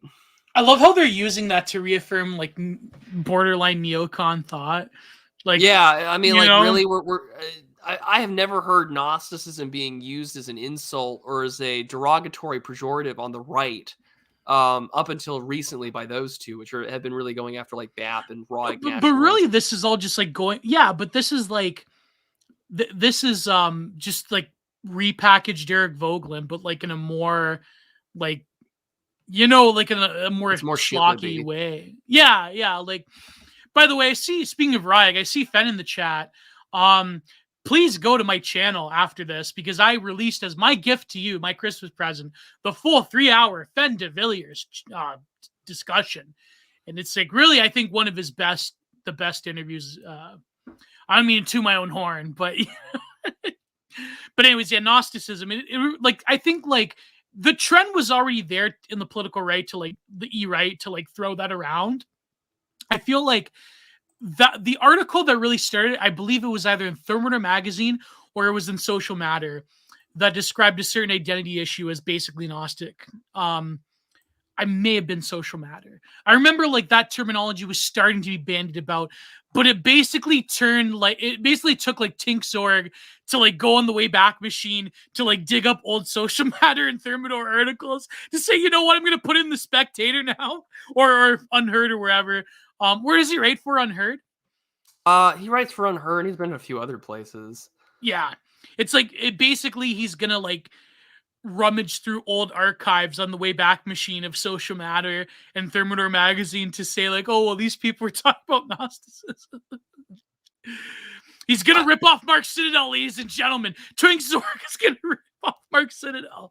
Man, that's a blast from the past. Because see, oh my god, you can't escape nostalgia, man. You can't escape it. No, and I mean it's it's the cult of nostalgia. And this is what kills me again is that the claims of Gnosticism. It's just like, oh well, the material world is evil. Like the right has this really big anti-materialism problem, and they don't ever talk about class. They don't talk, and they're trying to repackage like, let me like slowly subvert and bring in my like Marxoid takes as I critique the right wing for trying to literally purge themselves of poison. And it just, what irks the absolute crap out of me is it's like, what are the issues that these guys talk about that they're complaining that are Gnostics? They're complaining that like people like Rawhide Nationalist and BAP are these like neo-Gnostic figures. The material world is absolutely evil. We must live healthy. We must be doing things to like purge. And it's like 60 years ago, I wasn't eating poison. I mean, glyphosate wasn't in everything. We're about to enter a literal spermopocalypse or whatever they like to call in the End of Men documentary. And it's just like, they're literally telling you that the material world that we once wanted about having wives and children and literally the general thing about being healthy and to go forth and multiply and be fruitful, that's not going to be a possibility. We should probably be doing something about it. And that's why I said like a while back, I said, whoever like can like show a plan to like, based world happens when the guy that comes up with a way to get microplastics out of the scrotum of every American male becomes king. And we're heading literally towards children of men, and it's going to probably be the same way wherein it's the Western world that sacrifices itself so like a new delightful equitable global South world takes over and bears new children. And it's just like, how is it Gnostic to not like to actually care about the material world? And they're not saying it's evil, but they're saying that the people that run it are evil. I don't consider Biden or the head of Sackler pharmaceutical family to be, lesser divinities or anything like that. But it's just like, you guys are literally doing everything that, saints and the gospels ever warned about. It's just like, you are making the road to hell very attractive with salt, fat, processed sugar, and shit like that. And it's like, it kills me. It's just like the most Manichaean sort of elements I find about like the end of the world or how we view things tends to come up in the left more than anything else. Yeah. But I think, like, okay, there is a basis to say that like a lot of Vogelin was right. A lot of like modernist and now postmodernist political projects are like, inherently Gnostic in some sense, but like, in the most like base definition of that. But it's like, I don't know. It's quite interesting how like they're sort of trying to like weaponize that against their like political rivals on the e-right, which is I find quite fascinating. I mean, the internet in some ways is kind of like a Gnostic producing machine. Then to like, go and say like, well, if you want to bodybuild and like drink raw eggs, like that's inherently Gnostic. That's kind of like, I'm like, bro, realize the medium that you're on. And shit. Yeah, like realize the medium that you're saying this on. Like, you know what I mean? Like, come on. Like it's not like I remember reading the Tink Zorg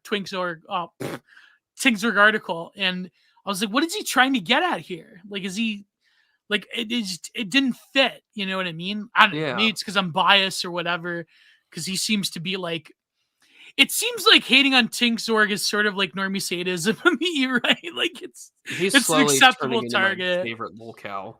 Yeah, it's like an acceptable like cow tipping. Like, I don't know, maybe we're like too harsh on him, but like I like, what was this whole thing the other week about America? And like, I remember Scott Greer had this tweet, like, last week he was like, talking about America. Now he's like death to America. Like he's got Ayatollah Khomeini as his profile. It's like, bro, you realize what Ayatollah Khomeini did to communists after the revolution? I mean, it wasn't his Yeah. profile picture for the longest time Kim Jong Un's like sister that was Yeah. known for like the internal security department for torture and shit. Yeah.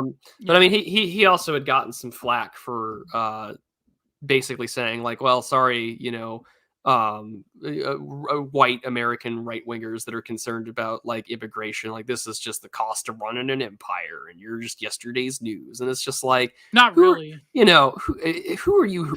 Who is this for, other than to just counter signal some people that occasionally might agree with your takes? But Yeah. I just find that because it's like an ephemeral online space where it's very semi-permeable. It's not even semi-permeable. It's just very permeable, where totally porous. Anyone can interact with so-and-so, and then that can create problems. It's just like, man, oh man, it's just like, peeks your head up above the crowd. It's like, oh wow, there's a lot of Marxoids in here. You're just yeah, man. Oh man. No, but the thing is, like, every empire did have, like, even Bap was saying about the Colombian cholos, like, they're like human Ewoks. It's like, when he said that, I lost it, man. When he said human Ewoks. But I mean, if you were to look at the population, like, empires did produce different subcategories of different peoples that were advantageous in different roles to that empire.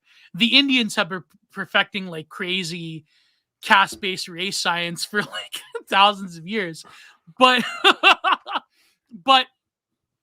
the difference is, like, unless you're getting your like history from like Mary Beard, this wasn't like some kind of like defeatist multiculturalism where it's like, well, I guess, like, those people are going to overrun us anyways.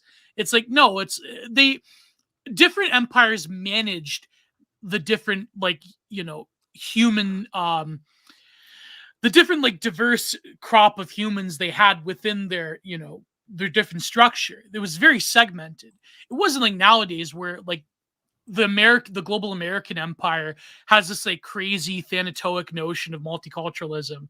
Like, different empires, East, West, and the global South, had ways of like mitigating the problems where you have, like, diverse groups of people with different interests basically within the same political apparatus. There were different systems to deal with this. I don't know where Tingsort. I keep saying Twinksorg, like, bro, I'm not even making fun of him. It literally just rolls off the tongue, Twinksorg. I don't know where he sort of gets his basis from that, other than, like, all of this has to be superseded by class-based interests, because we know race in America is a foregone conclusion. So it's like, we need class-based interests. It's like, I don't know, if you're like in America, yeah, the picture demographically does, it's bleak. It is bleak, but, in North America in general. But I do think that, I don't know, I mean, people like, Sandbach talk about this, and, about like different ways of reconciling that, as a quote unquote heritage American, like how the reality is, I hate to say it, Prude, but us Ellis Islanders, we did make a lot of problems for you guys. I hate to say it, but it's, but then to take from that, okay, so the reality is that Ellis Islanders have been in America for like a long time, right? Like, us Italians have been in for a long time. The Irish have been in America even longer. Other various groups, right? So then, how do you deal with that if America truly is an empire? But see, the problem is, again, this comes down to the leadership class in the global American empire is a nihilitive, Thanatoic leadership class that basically believes in the erasure and destruction of its own people. And it's funny because there was this one quote I saw from an Eigen Robot reply that said, this is basically Canada's ruler, like, leadership class in a nutshell, where it's like, the population is evil and everything we do to you, you deserve it.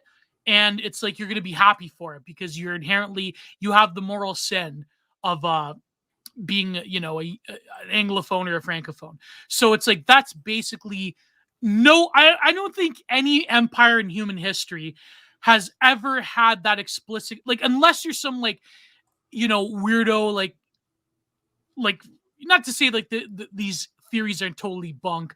But I'm saying like a lot of these conspiracy people like Fritz Springmeier, even Alex Jones, they go too far and they say like, well, even the ancient world, their leadership class inherently hated their own populations. I'm saying like not when you really look at it, I can't really think of an empire. I can't really think of a Chinese dynasty. I can't like really think of even like the Mayans or the Aztecs that, slaughtered thousands of people. They still had an idea of like, this is for the benefit of our people. I can't really think of an imperial structure that hated its own population, like the ruling class of our empire in North America hates its own population and wishes for its destruction. I can't really think of like the Roman Senate even hating the common citizenry that much. You know what I mean? Like to totally like displace them. I could just be like being hyperbolic, but I'm trying to think of an imperial structure that mimicked our own. I don't know. Help me out, Purdue. I'm just ranting. I don't. I can't. And I saw on the news the other day on I think it was the Wall Street Journal that said that like even like the Intelligence Council for Trudeau had said that like Chinese meddling in future elections is likely to be more prevalent in the future. And That's it's just like conclusion. Well, yeah, but I mean, if you don't have a solidly structured identity that will simply say, whatever's not phobic or whatever's not racist. I mean, we saw this in the early days of the Great Chinese Delicacy. We had Nancy Pelosi go down to Chinatown in San Francisco or whatever and be like, hug a Chinese person or whatever. Like, let's not be racist or whatever. And it's just, goodness gracious. It's just, and so I think that by nature of creating, to borrow a term from Roger Scruton, like if you have a society that's founded upon some kind of oikophobia, where you hate and are fearful of your own people because that's the greatest threat. Although, right, like you also face the fact that like the FBI, for example, gets trained by a certain organization, and then they constantly keep looking for things like white supremacy and white terrorism, even when there is no actual sources for it. So you get they have to make it up. You have to make it up. So you get like that Carolyn O person on Twitter. Oh, I hate that, or the like most of the domestic terrorism comes from like right wingers, but they have to like cook it up to be like people that were in prison that were like settling drug disputes or whatever. Like they have this weird way of calculating like what they constitute quote unquote right wing mass casualty events in America. But anyways, sorry, go ahead. Well, yeah, I mean, even the Gretchen Whitmer thing, it was like one dude and a bunch of like confidential informants that had been paid like thousands of dollars, for like the last like 3 years or whatever to like really make this work. Or I mean, even the time where like this, and I mean, this really picks up after Janet Reno, right? With the Viper militia thing turned out to be absolute bullshit. All of the claims that the FBI had made and the ATF had made about the firearms that they had possessed or what they had owned turned out to be total crock and total bunk. And that had been the case ever since. And this is why every major event that they consider to be anti-government extremism has got some connection to the federal government. And that's why shit glows. And I mean, that's been the case. It's just that. Well, even this German one now. Like, did you read the the whole American Sun article? Yeah. Reichsbürger coup thing. It just total nonsense. I mean, I wish that, and again, the same thing in America, right? Like, I wish that the American people had that kind of drive and will to power to do those kind of things. Because, like, I feel like we've truly beaten the German imperial spirit out of them after the last century. Especially nowadays. I mean, my God, like, it's over, bro. I hate to say it. Like, me and Goran and Constantine Martelli were talking about this on the War Report about Germany.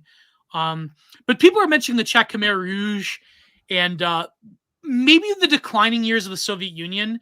You could be like pretty similar conditions to us in some ways, if you like, you know what I mean? Like, but I think the Khmer Rouge, they would even say like they're upholding like Marxist, third worldist values. Like they're not like, I mean, maybe, but I'm talking about empire, specifically imperial structures. Well, I mean, maybe the declining years of the Soviet Union, but. Yeah. I mean, but even when Marxism gets transliterated to other places that aren't from its original, place, what does it end up becoming? Well, it becomes, it always gets ethnic, like yes. Marxist-Leninist quote-unquote organizations in like Africa, it's always tribal.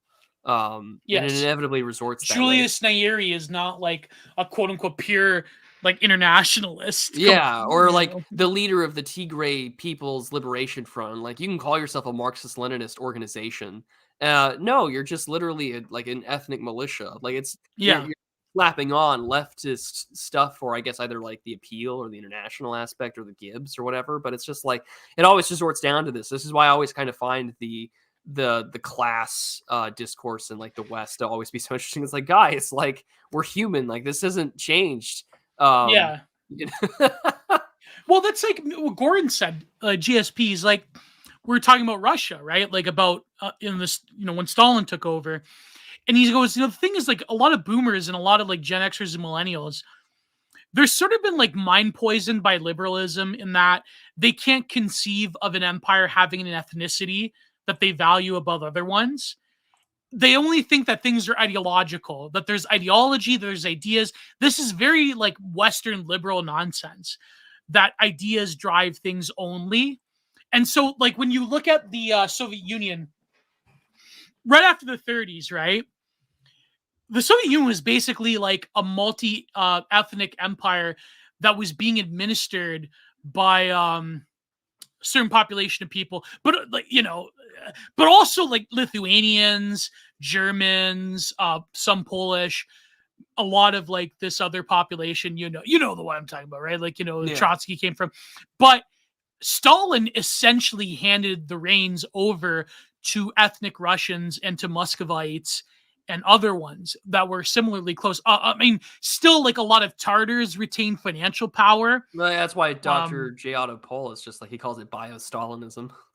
Yeah. I think I made that meme up, bio-Stalinism, but it probably came from somewhere else. But this, basically the USSR was handed the reins of control over to the ethnic Rus and the Muscovites and so forth. And then you had a population growth of those people subsequently that were essentially being more or less displaced by outward forces that were essentially being propped up by the West at the time. Like, when Molba goes into how all the cool hip people in the West were essentially, Marxists, right? In the 20s and 30s. Those were because they had ties to these other ethnicities that were administering it over the ethnic Russia. And, Russia has always had that history from even before the Tsarists, where like these other populations were essentially trying to like destroy the ethnic Russians. But nowadays, I think that, that we're seeing that the Kremlin, they're going back to like a quasi-Tsarist model. I think like that's interesting, but the point being is that, all empires, even the Roman Empire, had these considerations of both ideology and ethnicity, and of course, state religion. All these things were to administer these different populations. The state religions in Rome, for instance, Furious, he goes into this, right? Like maybe we'll get him on the stream. Yeah. Talk about Rome. But these things, like, and the thing is that the shitty, like this, like, like turd brain boomer notion that ideology is the only thing that like matters. It's like, no, these other things matter. Like this liberal nonsense is like needs to be gotten rid of, because we live in times that call for this, where ideology is no longer the only source of conflict and the source of like the dissolution of society. You know what I mean? Like it is ideological. Ideology is sort of the name of the game in terms of most people's common experience. I mean, even politics has become like pop culture. Like, you know what I mean? Like, but that being said, there's other things that are driving this. And it's just that politics and ideology, they're sort of like the name of the game. They're sort of like the air that we're breathing in like, liberal hypermodernity. And it's quite fascinating. Like it's everywhere. It's like, it's watching daytime television. It's in the blood of declining civilization nowadays, currently in the West, is politics and ideology. But there are other things driving that, which I think is, yeah. But how about we maybe? Oh, the One Dimensional Man quote. Huh? I forgot about that. Which quote? From One Dimensional Man. Oh yeah. But you wanted to transition to something else? Well, there was that really cringy holiday shopping article. Oh yeah. Okay, but really quickly, let's do this. Yeah, go for it.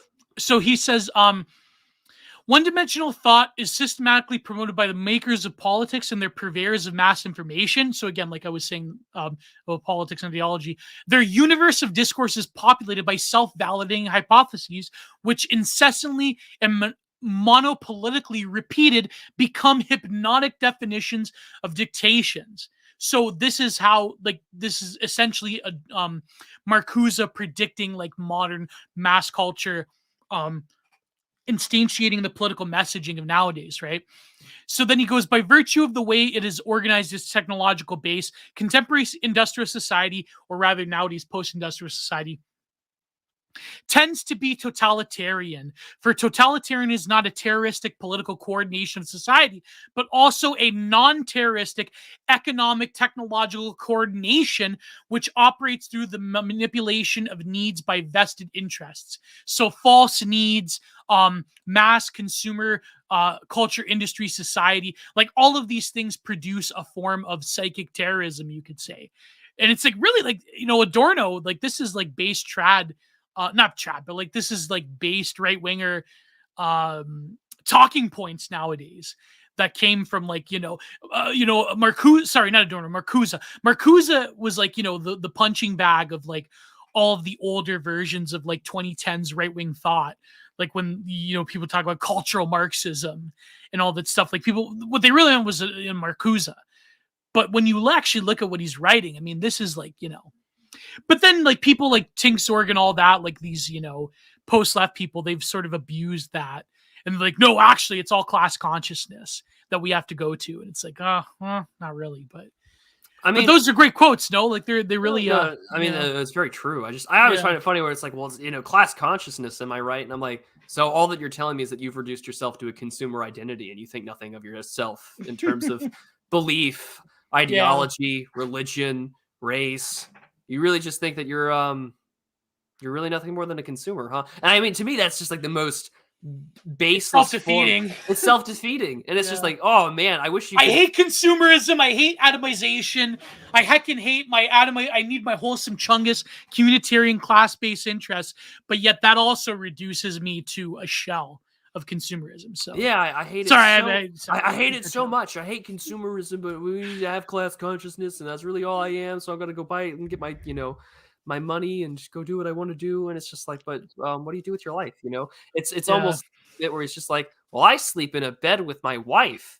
Enjoy your race car bed, Mark Soyd. I'm out of here. Oh man, they're not exactly like Emiliash in Tango Satan, the Bellatar film, the 7-hour one. Yeah. They're not exactly like Miliash going back to his like Pisani like mining town in Hungary and like forming a collective. They're not you know what I mean? They're not exactly doing this. I mean, I shouldn't bash like Oliver Bateman. Oliver Bateman's a good guy, but I think his article was sort of like misplaced. I like Oliver Bateman. He's a good guy. He's always been nice to me.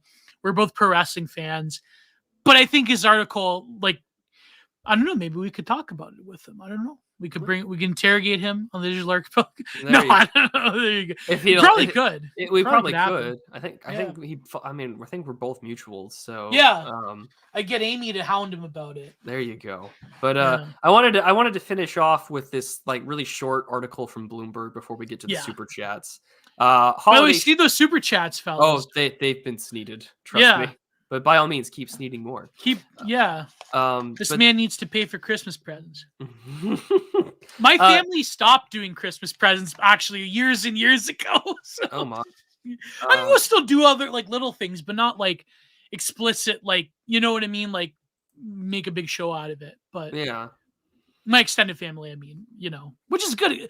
Yeah, because when you have like because all my cousins are older than me, they're all like Gen Xers. A lot of them have kids, and it's like, it becomes tedious. But what are you gonna buy? What are you gonna buy older people nowadays? I don't know. A watch. I mean, it helps to know what people are into. Watch. Yeah. Do they have children? Things like that. But So this article is from Tyler Cohen. I think he's at George Mason University. Spending less on gifts this year. Congratulations, Americans are becoming less generous over the holidays. And that's not necessarily a bad. He doesn't do it's a good thing, but it's not necessarily a bad thing. You'll own nothing and you'll be happy. So the research is clear. Americans are becoming less generous all over the holidays. Not to sound too much like a Scrooge, but this is not necessarily a bad thing. In 1999, Americans said that they plan to spend $1,300, converting to 2020, on holiday gift giving. In 2020, that amount was $800. These numbers are based on Gallup data, but retail sales figures show a broadly similar pattern. From 1935 to 2000, gift giving tended to rise with disposable income. Since 2000, gift giving has fallen as national disposable income has risen. In economics lingo, gifts have become an inferior good. Their quantity falls as income rises. Other examples of inferior goods show instant noodles over low quality beans. Now, strictly speaking, as an economist, of course, maybe Christmas sweaters and fruitcake should be added to the list. Go ahead. Well, I was going to say compared it to 1999, but when you look at the economic situation, 1999 was coming off the heels of like you want to talk about Turbo America, like literal Turbo America, like orgiastic paradise, which was the late 90s. But, people were like 1999. I specifically remember consumerism was like at a peak of like Christmas shopping. I just remember like on Teletoon, those Christmas commercials for all like, buying crap, but you can't compare that to now. Like, come on, bro. You can't compare that. Literal paradise, 1999 to 2022 after like the global pandemic and, other economic downturns and another war on Europe's continent. Big sad of 2008. 2008 that we never fully recovered from, Canada, we kind of did because of Stephen Harper's economic management, but also we managed to avoid the subprime housing crisis. But we're going to have a one under Trudeau soon, so it doesn't matter. But sorry, go ahead. It says these social changes are more puzzling with the continuing rise of online shopping. It is easier to buy and send people presents than it used to be, at least if you're so inclined. One hypothesis is that Americans are simply getting less generous, yet charitable giving is robust, so that's probably not right. An alternative possibility is that Americans are too rich for gifts to make sense. It's not only that billionaires are hard to buy for, the rest of us are too. You think that your friends already have most of the important things that they need, so how could you buy them something meaningful at the margin? This logic doesn't hold for all Americans, but perhaps the higher earners account for big enough share of gift-giving total that exerts a downward pull towards these number. The cheeriest scenario, again, speaking strictly as an economist, I don't think economists are people, but they're not. Is that Americans? When you see him on the road, just run. No, I'm kidding. When you see him on the road, just doing the Terry Davis, you gotta go run over them. See, anyways. Is that Americans are realizing that gift giving doesn't often make much sense. If you give me a gift and I give you a gift, neither of us are quite sure what the other wants. We might both be better off if we each spent the money on ourselves. Under this hypothesis, Americans are not becoming less generous. They are becoming more rash. No, it's because we don't have friends. People don't socialize. We don't ask each other, what do we want for the holidays anymore? People are so used to the idea of, just give me money. It's like the same thing that fucking Charlie Brown was complaining about with his sister. It's like, dear Santa, just send me $20 instead of like a gift that has any meaning for what I actually want. Rationalists. That's what I mean. This is like pure rationalism brain. This is utilitarian brain right here. Yeah, because he's an economist. He's not people. No, but what I mean is that gifts should be freely given as a symbol of one's love and affection. But when people think, I don't know what to buy him or her or whatever, or Zer, I don't know what to buy Zer. Well, buy them the trans stockings. Buy them the programmer socks. Yeah, the programmer socks. Yeah. So, God, I love how it's called programmer socks. But no, I think the difference being is that a gift should be something that is a gesture of your affection, and it's something that solidifies bonds between people. But if you're thinking of like a purely utilitarian, like I'm buying someone a gift because they need or want something, or it's part of their like interest or whatever, and it's like, do they already have it? How am I going to buy them something if they already have it? It's like, no, a gift should be something that is in some ways kind of random in a way. Like it should be something that is a pleasantry. That's like, I can't believe, this is thoughtful. But when you're thinking of like, I'm buying someone something because they need it or want it, it's like, that's like just cheapens it, But then it's like, how you could buy anybody anything? sometimes maybe having like something small, like even though you're not going to use it, it's like, the thought that counts. I mean, how like men, getting like a wallet or whatever, it's sort of throwaway, but it's like at the same time, it's, at least they thought of me. So, Yeah, I mean, it's yeah. almost, and again, this is the rational economist bit where it's just like, well, I don't have to ponder or think about the person's emotional cost of like, oh, well, it was really nice that he gave me a gift and that he thought I was like important enough in his life to consider on his list of people to give Christmas presents to. And it's just like, I mean, that has an unspeakable, um, I don't know what the word I'm looking for, but it's just if someone were to consider me for like someone that they want to give a Christmas present to, or even like my patrons, it's just like, holy shit, you think I'm worth the money, or you think I'm worth the time and effort and Yeah. investment? Like that has a huge amount of just impact on anyone's life. And I just think that stuff really matters. And this guy's like, nah, screw that. Like we're throwing out any sort of sentimentality. Mm-hmm. Another rationale for gift giving is that it tightens familial and social bonds. Yes, it does. Just this rationalist garbage. Perhaps it does, but it is not the only means of doing so. More and better communication, which has also become cheaper and easier over the last 2 decades with email, text, and cheaper phone calls, may make gift giving seem less essential. People hate phone calls. Zoomers don't like phone calls. Yeah, I don't even like phone calls, man. They're just like, just text me. I don't know this number. Don't like people don't even set up their voicemails. I don't use email to correspond with people unless I'm asking someone to like schedule an interview because they don't have Yeah. Twitter. But oh man, this is so bad. There's also the possibility that we as a society have lost that Christmas spirit, whatever that might mean. What? Does this Cohen guy have a wife? Tyler Maybe. Cowen. Oh, yeah, American Economist. Let's see. Secularization is rising, church going is declining, Christianity is less central to American life. Well, there's social development. School or tradition, neoclassical economics, American libertarianism. Is he married? He is married to a lawyer. Okay, but no children. But no children. Of course. Of course. I wonder if they have to schedule sex. I bet you they've got an Excel spreadsheet for it. They engage in teledildonics. Let's not kid ourselves. Oh my god. Oh, it's brutal. After all, secularization is rising and church going is declining. Christianity is less central to American life. Whether the social development is good or bad, of course, will depend on your point of view. Just cringe libertarians. In any case, you probably needn't fear that less gift giving will hurt the economy. Oh man, the economy is what I'm really concerned about. Talk about real gift giving, and the economy. It's sort of like there's an autoimmune deficiency within the economy. I didn't spend as much on Christmas gifts this year. Thank God the GDP's fine. Jeez Louise. That's real spiritual aids right there. The real GERDS was the libertarian economics all along. Americans, it is kind of like gift giving, for your soul. Oh yeah, they're just we're chasing gifts, not bugs. Americans chasing the green line.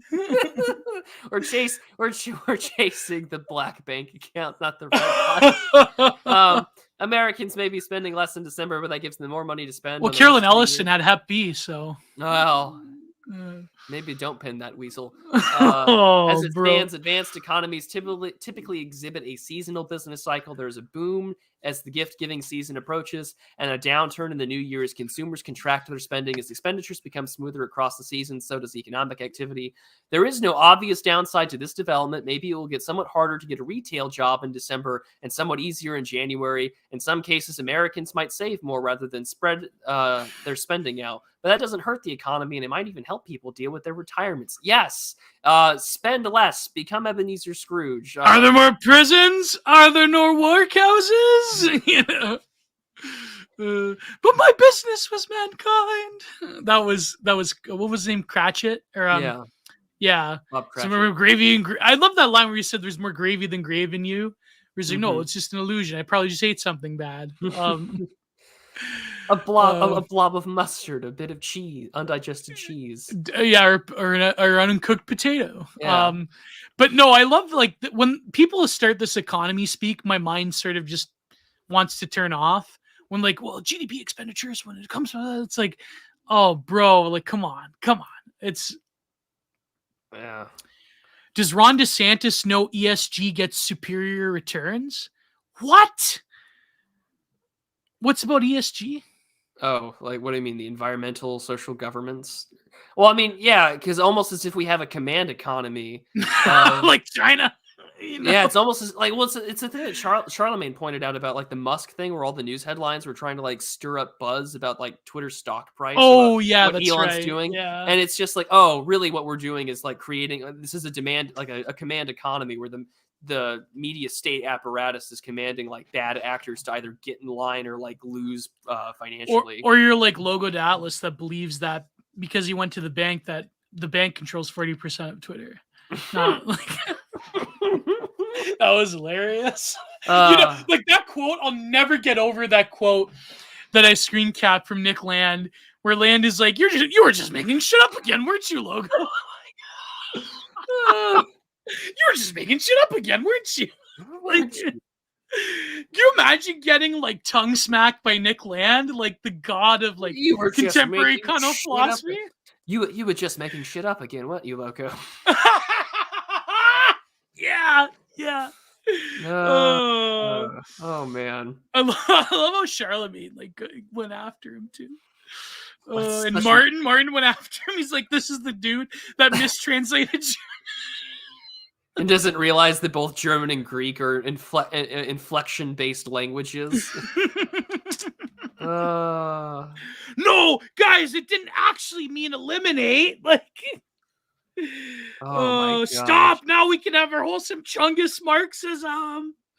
Oh boy! But in the meantime, I am trying to think of some good deeds and thoughtful gifts I can make in the third week of June next year. Marking the winter solstice may be a vestige of an outdated, agriculturally oriented society, but that doesn't mean we shouldn't look for new sources of meaning and charity wherever on the calendar on the globe may we find them. Oh boy, let's just change your holidays around and like transition away from like everything that was all, that made us who we were. Maybe we'll just have gifts like Christmas in July or whatever. It's just, whoa. Crazy. But yeah, economists aren't people. That's the only thing that really matters here in this conversation. They're like robots. They are robots. It's amazing. No, but like it truly is fascinating though when you do like examine, like every time economists try to like weigh in on any like matter of social issues, it just like you're like just get ready to hear like man-made horrors. The worst take imaginable.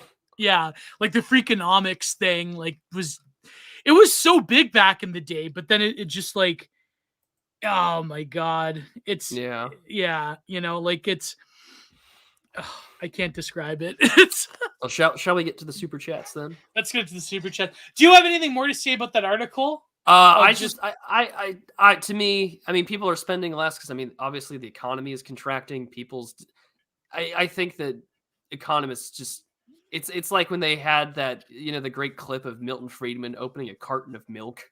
Yeah. And it's just like these guys aren't in touch with normal society. So I usually don't take a lot of their takes for granted. Outdated agricultural society because we evolved past the need for food and clothing. Well, according to the World Economic Forum, we're going to have like bug paste. Yeah, bug paste, bug farms, and at least when you had Kowloon walled city, when they had like the rat butchers, at least that was aesthetic as fuck. Okay, like at least you lived in squalor, but it was like Kino. Real like, third worldism has never been tried. Exactly, you could do whatever you wanted. There was every like vice imaginable. It was truly an amazing feat of the megastructure city. We need to go back. Okay, we need. It's terrible how the Chinese government just like tore it down. It was truly amazing. I've been obsessed the past week with the walled city. The Rat Slayer drip. Well, let's get started because horrors beyond our comprehension is literally one of the first ones. But like this sort of economism of just breaking everything down into integers, and so then you would say that there's no meaning behind gifts or religion or poetry or art or anything. I mean, that's how we got rationalists, man, and look where that got us. Exactly. But He'll become like a Ella girl. right. Yeah, Sean Weiland, the German documentary on Kowloon's walled city was amazing. It was incredible.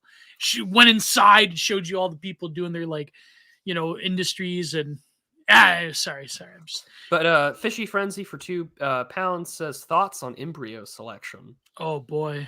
Oh. Well, I think as the sperm apocalypse is happening, that's probably why they're priming the population to accept the Shulamite Firestone exowombs that are going to liberate both feminists and MGTOWs. So yeah, we're gonna have our embryo farms, guys. We're gonna have like artificial womb facilities. What will that one medical procedure look like? Do you just stop the program? I have no idea. Couldn't tell you, man. But I feel like this already happens, though. I mean, like you have to select embryos that are probably available through IVF and whatnot. I mean, it's already existing now, I guess, to help people have children and test tube babies. Yeah. But I think that it probably will emerge as a class form of eugenics where the really hyper wealthy that have problems with having. I mean, this is the thing. Like Gilead won't happen because Silicon Valley is just going to find a way for like techno optimists that have trouble reproducing naturally, so their Asian wives don't actually have to be pregnant. They can just go to some facility, they select the embryo that they want, get the child that they want. Maybe the Ubermensch will emerge as a Silicon Valley test tube baby because of embryo selection. Who knows? Whose father will be Genghis Yarvin. That will be the real tech lord CEO monarch has yet to be born, but he will be fashioned out of test tubes in an embryo factory somewhere. Who knows? Yeah. Geo, have you played Shunami 2 that takes place in the walled city? No, I haven't played that. I've played that one Call of Duty that has a scene that takes place in the walled city. But yeah, maybe Curtis Yarvin is like the Genghis Khan of our time. Oh god. Our good friend Patrick Casey from Restoring Order says for $9.99 US, Merry Christmas, friends. Well, Patrick, Merry Christmas to you. Thank you. Merry Christmas to you, Patrick. May you be surrounded by smooches on your Telegram page forever. Merry Christmas. Although I turned on smooches for mine, and it's been a disaster ever since. It's entertaining nonetheless. I don't know why Schizophrenics Online, this like meme page with Bob lore, is just like, we must smooch all of Patrick Casey's posts. He's declared a smooch fatwa on our good friend Patrick. The best part is when Patrick gets pissed off at his fans, he'll just like he'll take a screen cap where he's threatening to turn off the smooches. It's like, see, that's it, I'm gonna do it. It's sort of like Ghost doing like chat room engineer declare chat room martial law, and it's like closed down the chat room. Oh, that's right, engineer. That's right. Then one time, engineer took over and he played Boss Gamer Word. He's like, engineer, what the fuck are you doing? Oh, Ghost. I love Ghost. Ghost is kind of boring now. I hate to say it, man. Yassine just does the news. Yeah, Yassine in for £5. By the way, Yassine, I have read your remarks from your basket weaving speech. I quite enjoyed it. It was very good. But he says, when are we getting an episode on the politics of Ace Combat 5 in Zero about how Belka did nothing wrong? Are those animes? What are they? Well, I mean, it's basically a flight sim with an anime plot line. Think about Metal Gear Solid, but with like anime style writing and like Toho with aircraft, kind of. Yeah. But they're very good games. Although a lot of them are several years old. Although Ace Combat 7 came out in 2019, and it's not on Earth. It's like this fictional universe with other nations, and it's quite good. Yeah, maybe one of these days I'll have to talk about Ace Combat, but I'd have to play more of the games because I haven't had to play the old ones in forever, and I have to like dust off my old consoles unless they're ported to the PC. That was like the YouTube video essay. I know, like the video essay is so played out, but there was a one about like why flight simulator games are like old, but they're still expensive. Like why that is. I mean, DCS is technically free. You have to pay for the planes. That's even that can get pretty expensive. Yeah, I think because they're actually like closest to being like flight simulators. There's a reason why they're so expensive, even though they're like years out of date. But yeah, it's sort of like, what's that one military game that people say it's the closest you can get to like an actual modern warfare combat? Like Arma? Arma, I think, Arma 3. Yeah, It's I probably the recommend. best milsim out there. I have it, but I play it for the mods. So like I have like 3 well set mod sets for it, so I can do like anonymous, like anomaly hunting akin to like SCP shit, but like it's a milsim stuff. I have a great there's the Star Wars mods for it are just fantastic, where you can do like military operations in that way, and then there's a pretty good Halo one. I mean, Mm, that stuff has its own YouTube community that I like to follow because that stuff's just really good. I'm shit, but it's fun to watch. But man. Glow in the Dark for $5 US says one tenet of materialism is short-term planning. An example is USA's debt and how they don't have anyone that wants bonds, so now they will use your 401k. Hmm. So true, so true. But it's funny though. I mean, the budget thing that's happening, and they're going to give all that money to Z-Man. It gets Yeah. on the nipples protruding. Oh, I know. That was my favorite tweet out of today was from Mr. D, where he's like, Vladimir Zelensky looked disgusting, nipples protruding in his green shirt before Congress. Very disrespectful. Oh man, it's tragic. But you know what's funny though is that it's like what Tucker said, which I think like the point, is apt in that a lot of like people in Washington, they really kind of don't know, like they're so like sclerotic and out of touch that they really don't know um what they actually like, what their puppets actually want and desire. Because Z-Man, he wants basically regime change in Moscow. He wants Russia to like dissolve, and like who's gonna replace Putler like afterwards? Who's gonna like? And the fact that libs are like parodying this nonsense about like, well, actually, Russia is the real post-national like non-real country that's a fiction. It's like, wow, what do you like? Think of the implications on Europe's doorstep. What that would mean for like the rest of the world, if like that plan somehow succeeds, which it won't. But like it's like people in Washington that sort of like they have this history in the 20th century onwards of being like, okay, I guess this Tim Pot, whoever, we're just gonna like give him a bunch of money and we're gonna like get the CIA to train his cadres, and it's like hope for the best. But they don't really like. They Not don't like that really has a think of the great track record to geopolitical. begin with either. No, but that's what I mean. Like they don't think of like the geopolitical implications. Like look what happened in China. Look what happened in Cuba, in South America. Like it's look what happened. It never turns out well. Never, like in terms of America, if America actually had imperial goals, it never turns out that well. Yeah. If they were honest about the fact that they are an empire and they should govern accordingly. But we've talked about this before. Yeah. This is more of a prudent observation stream, but Digital Archipelago. But yeah.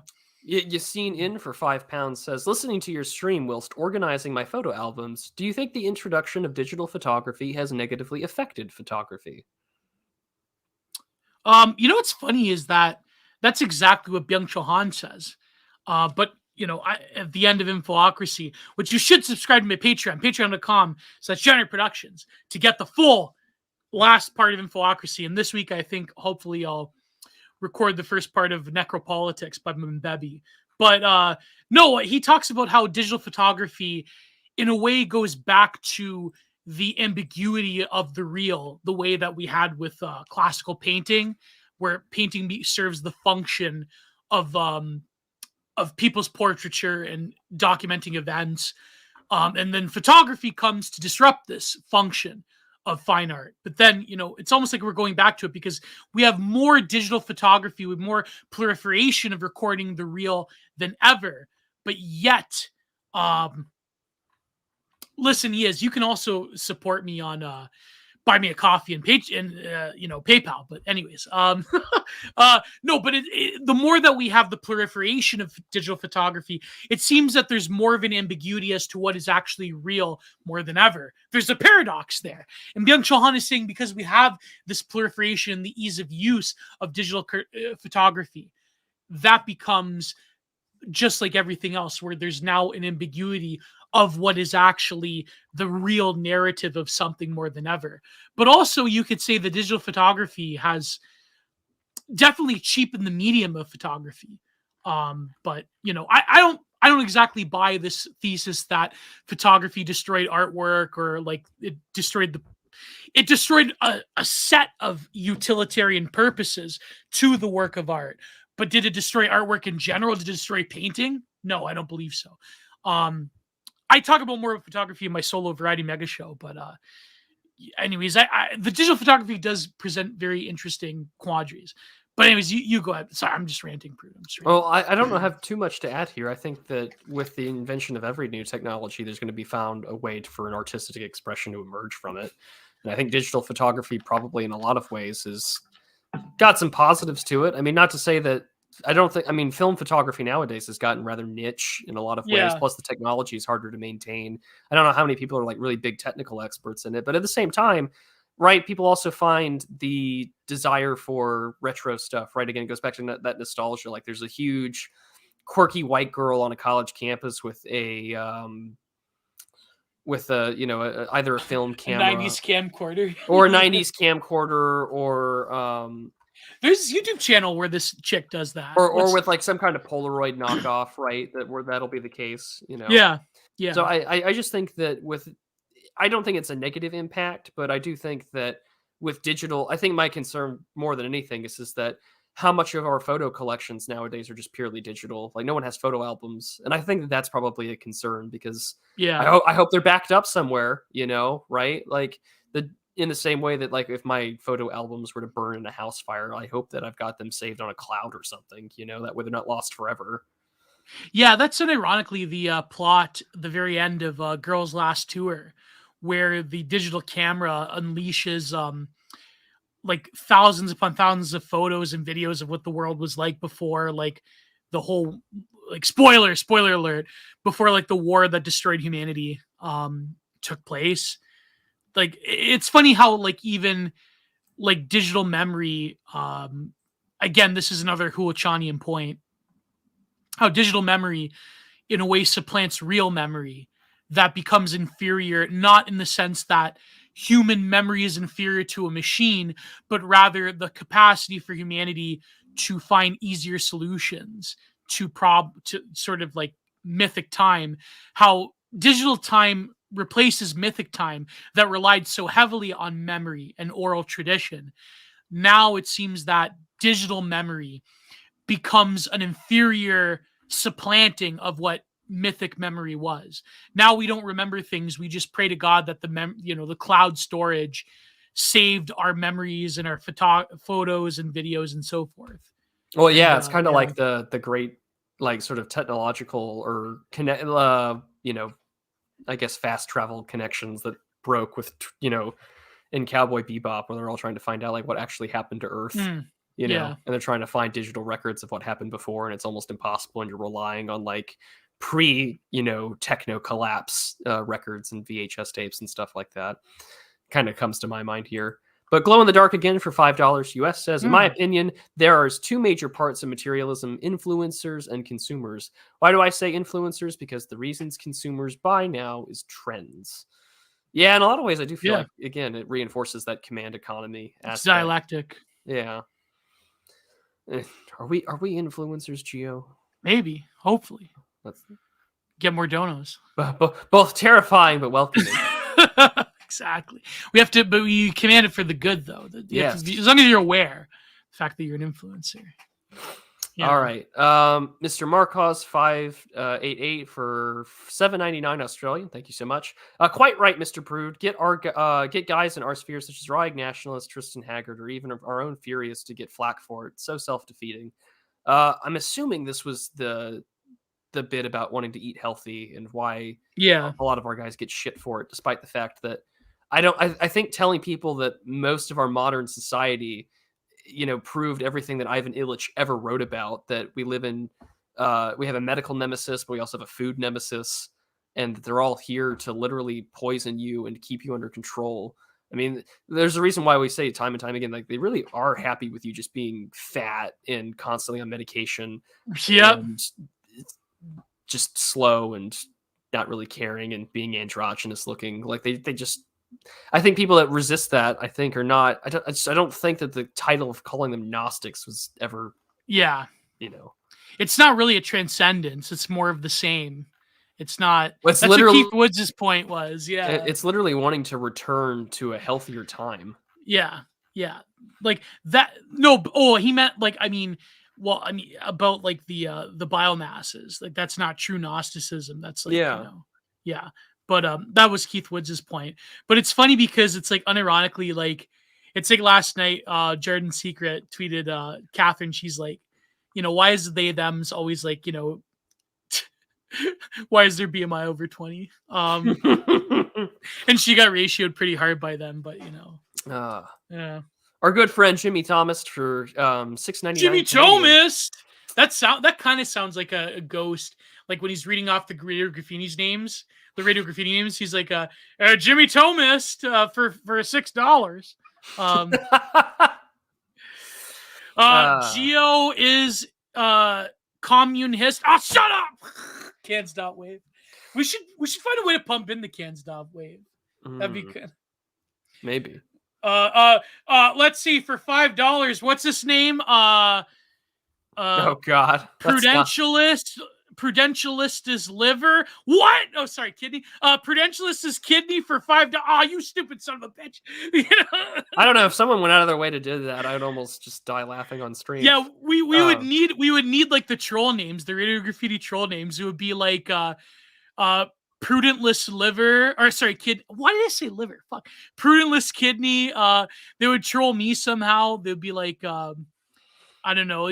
Like, come up with some creative troll names for your handles to. There you go. Read off. So, yeah. Let's see. He says, "Merry Christmas and I'm assuming have thanks for the great content, you two. Also, close combat of the most." Also close combat of the most accurate milsim. The United States Marine Corps uses it for their officer training. Okay. Well, close combat. Another one to look into. But thank you so much, Jimmy, and I hope that life is going well for you up in the Great White North. Greatly appreciate it. Look at this. Giant Fido, Geo's MILF porn collection. Yeah, see, keep coming with them. Keep being creative about it. They don't know I'm an internet microphone. Kidney eating Chianti enjoyer. Oh, kidney. Geo is my paint pig. Oh boy. That's pretty good. But all right, let me go check to entropy. Good. Prudentialist kidney, please stop feeding me Mountain Dew and White Monster. Oh boy. That'll eat a hole right in the new kidney. Well, I have the only thing I drink is water and coffee. That's about it. But yeah, Geo's secret twink print. Oh no! Oh, see me spoofing on Tinksor. That's come back to bite me now. Oh yes, happened. My God. But let's see here. On to entropy because I've got that working. Joseph Ford says, "Merry Christmas for $100 US." Well, thank you so much. What? That means a lot. Mr. Amazing. Ford. Well, thank you. Thank you, Joseph. Holy crap. I greatly appreciate it. I remember I got a hundo once, but wow. Amazing. Well, thank That's you, a good Christmas present, man. That will, thank you. Even though we just totally spent like half an hour knocking, giving money for a Christmas gift. Well, it means a lot. It means so much, to quote AA. But no, thank you, Joseph. That means a lot. As always, I'm grateful. Even for those that send $2 or $3, all of you guys, I'm incredibly grateful. But Mr. is that Jay Ford, the one that's Jay Ford? Yeah, sure. Wow. Is. Merry Christmas. Merry Christmas, Jay Ford. God bless you. Let's see here. Corbin Rainsley for $5 US. He says, "Thesis. High IQ people having kids. Antithesis. Large level wizards followed by idiocracy. Synthesis. Wizard grow gene altered babies in pots." Maybe I could be like the #1 donor. No, I'm kidding. I would never do that. Pure blood stay strong. Well, think of it. I mean, pure blood stay. Yeah. Well, there you go. I'm thinking like that would be, I'm guessing the whole, Geo's secret skinny black girlfriend. There was this black girl that used to follow me on Twitter, but I don't know. She kind of freaked out on me once. I don't know why. It's actually, it's not on entropy. I don't know if their cut is the same, but it doesn't matter. Yeah, it still means a lot. I greatly appreciate it. No, but I was gonna say, what was I gonna say before I got distracted? About, oh God, I'll You'll find you'll come back to it. Yeah. I'll probably Elon bust. I'll probably be lurking in the juice space because I don't want to put my main account and then Joel like start having to giggle. He's like, "Jew, come up here right now," and like, "Why do you love that?" But no, I love Joel. Joel's a good friend of mine. But you know, you know the way Joel is.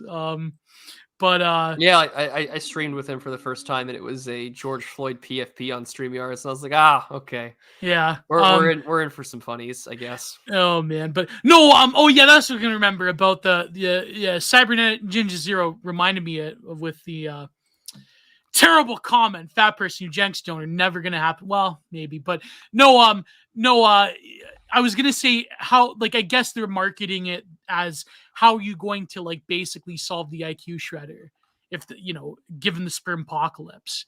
All the smart, sophisticated rationalists that go to the Silicon Valley parties. Well, the rationalists have rationalized themselves out of breeding. So yeah. So this is like the solution, I guess. They're going to be like, okay, how do you have a population of high IQ children? So yeah. Well, I guess that goes back to the embryo selection super chat. But he is the eunuch for $3 US says, "I'm dreaming of a white Christmas, just like the ones we used to have." White Christmas. Lol, Merry Christmas, everyone. Well, Miss he is the eunuch. Thank you so much, and have a Merry Christmas as well. Thank you. He is. Spasticus Autisticus, one of our favorite usernames. Did someone? I shouldn't say it. I don't want to make fun of Yiz. I was gonna say something like Yiz the never mind. You know what rhymes with Yiz, right? Yes. But Spasticus Autisticus for $3 US says, "Fun fact, the philosopher Jeremy Bentham called his pre-dinner jog an anti-prandial circumgyrate. He also forced his dinner guests to circumgyrate with him, or else he would refuse to feed them. A very neurodiverse man." Whoa. That's amazing. That's peak. It sounds like a death like it sounds like a Capital Decap song. Circumgyration. Yiz is like, make fun of me now. Yiz the Jizz Queen. How about that? Yiz the Jizz Queen. Good lord. Good lord. That's what it like. I see. Never like. Don't let my mind go to these places. Just don't. So yeah, like otherwise we'll have a 20-minute tangent about e-girl wrestling. Yeah, Yiz will be in that tournament, man. Polish ambassador for $3 US says, "I just want anime reviews. Also, internet is Nietzsche's abyss and we're in it. Pioneers, explorers, damned to see its unexplained curses, just like Made in Abyss anime. I need you to see it." Oh, well, for man, I guess we have to see it now. Made in Abyss. How many? Okay, I'm just gonna Google how many seasons there are. No, just like Gio's forcing Prude to acknowledge it is the best. It's sort of like, Paulie, where he's like, hey, did you hear that? I asked him if the blowjob at the Eiffel Tower, that joke where he's like keeps telling the joke. Mm-hmm. The best one with Johnny Sack, he's like, "Johnny, you remember your first blowjob?" He goes, "Yeah, I remember." He goes, "How long did it take for the guy to come?" "Hey, did you hear that? I asked him how long it took for the guy to come." Oh, there are 2 seasons for 13 and 12 episodes each. Well, maybe. Joshua said Made in the Abyss is awful. Two anime for you, Prude. Well, probably for the best. Let me look this up. Made in the Abyss. I just clicked on one. Oh, yeah, it does not. Yeah, I'm gonna go with no. This looks like total anime. Like this is too anime for us. There are 24 episodes plus. I've seen this character. You know what? Before. I am okay with people sending money telling me to review anime that I may never see. There are some that I do want us to go over. I do want to do a Cowboy Bebop. We should for sure. Glow in the Dark for $3 US says, "Rationalist is doublespeak for malevolent R words because no reasoning based on it seems to be smart." Glow in the Dark for another $3 says, "It also seems that that neocons would happily burn America to the ground in order to hurt Russia. Destroys the USA economy to destroy China's economy, so Russia's economy collapses. Hey, take that, Russia."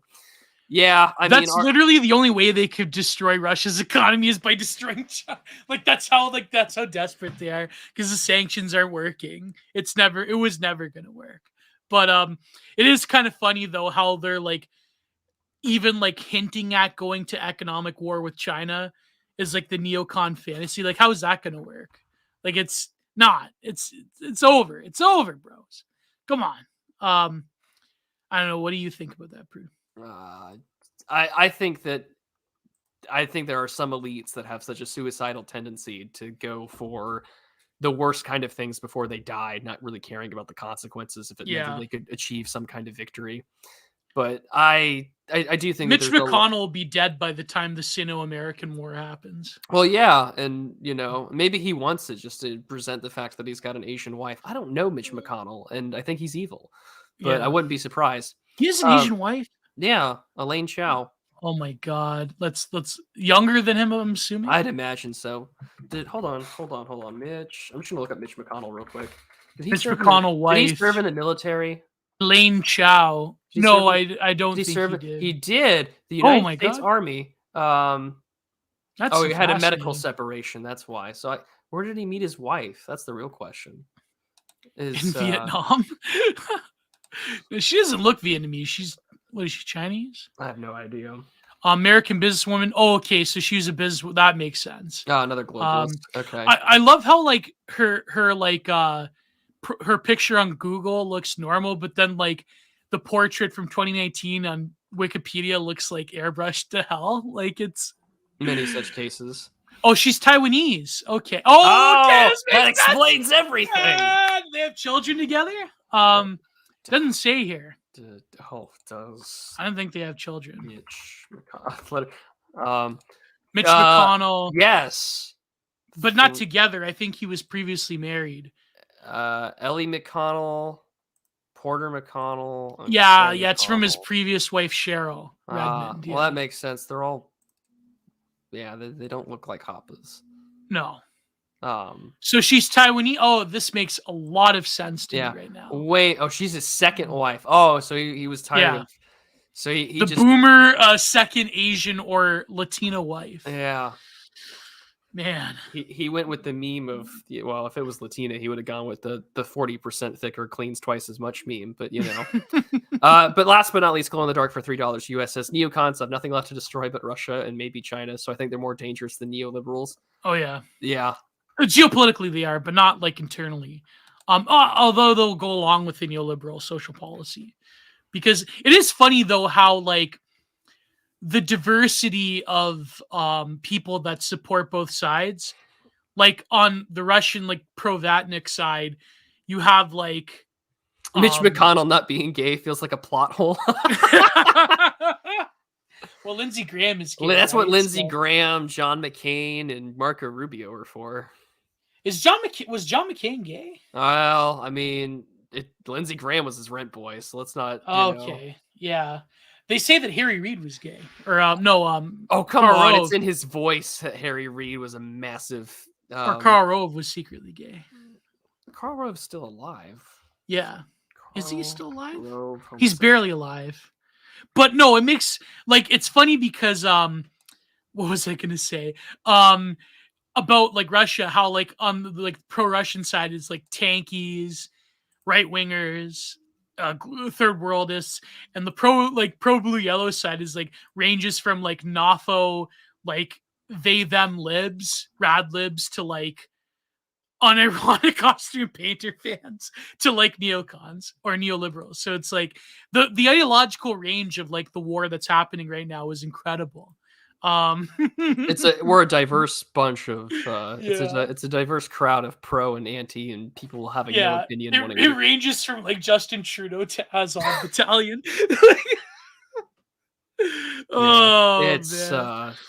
It's crazy. And then on like the Russian side, you have like Bappists, third worldists, Dugan, suicidal nihilists. Yeah, like I repeat myself, like, the hairdo right to the tray. Yeah, I mean, there's many such cases, Joshua F. Many such like cases. tankies and like Hasbros. From normies to edgelords, the real political horseshoe theory has finally been found. Oh man, they all listen to Death in June. They all listen to Death in June. Yeah, even though Death in June is pro blue yellow, which I mean you knew that was gonna happen. But it's funny though, because I feel like there's a growing like it used to be like normie sentiment was thoroughly blue yellow at the beginning of the war, but now I'm seeing the shift after like Volodymyr, after he like went to Congress and they like had a whole like they rolled out the blue yellow carpet for him. Like I feel like normie sentiment on the political, like the average Fox News viewer is starting to get more skeptical. They're starting to like break the boomer conditioning, which is like immediate like Russophobia. But now they're starting to be like, I guess Russia's different now. So it's like that, and I think they've been tired of keep giving this guy money. Yeah, yeah. So that They're doesn't like, make... why are all these billions of dollars going to this country and not towards going to stop fentanyl trafficking or the literal invasion on the southern border? And it's just like, well, when you frame it with money, that Yeah, seems to be how the exactly. boomer mind works. But also the fact that they're still fighting the war and these billions of dollars isn't doing anything practically. Like that's got to have some boom. It's like, okay, why isn't it that Volodymyr isn't like in like Red Square right now? Like if they're giving them billions of dollars, you know what I mean? Like why aren't they like pushing them all the way back to Sevastopol? Well, there's like an article I'm going to be reviewing this pretty soon, actually, from Foreign Affairs magazine, where it's literally about no one would win a long war in Ukraine. The West must avoid the mistakes of World War I. This came out yesterday, so I'll be reviewing that article. That'll be out on Subscribestar and behind the paywall on Substack, because that's my way for those that want to support on Substack for buy 2 articles a month behind the paywall on international relations. Not to mention any sort of exclusive stuff for patrons is also on Substack, including a 2-hour conversation with Stained Haynes on the subject of Notice and Move On. The first hour is free, but you can listen to it fully by becoming a backer on Substack or Subscribestar. But with that, as we could kind of draw to the end here, this episode went for almost 3 hours, which is pretty good. I just wanted to... Also, you have tomorrow, you're on Millennial. And tonight's actually Gifts and Given. She's the main event tonight, so at 8 EST. So go watch that, and go watch. When are you on tomorrow? I am on tomorrow at 9 p.m. Eastern. Yeah, I believe Gifts is also 9 tonight, but tomorrow will be yours. Yes. And we're all 3 of us are main events. Yes. So I am the last on the dance card, but they save the best for last. Yeah. And tomorrow is my birthday. It's our and birthday. My birthday as well. Yeah. So Geo turns 30. I turn 27. I thought you were turning 28. No, I'm 3 years younger than you.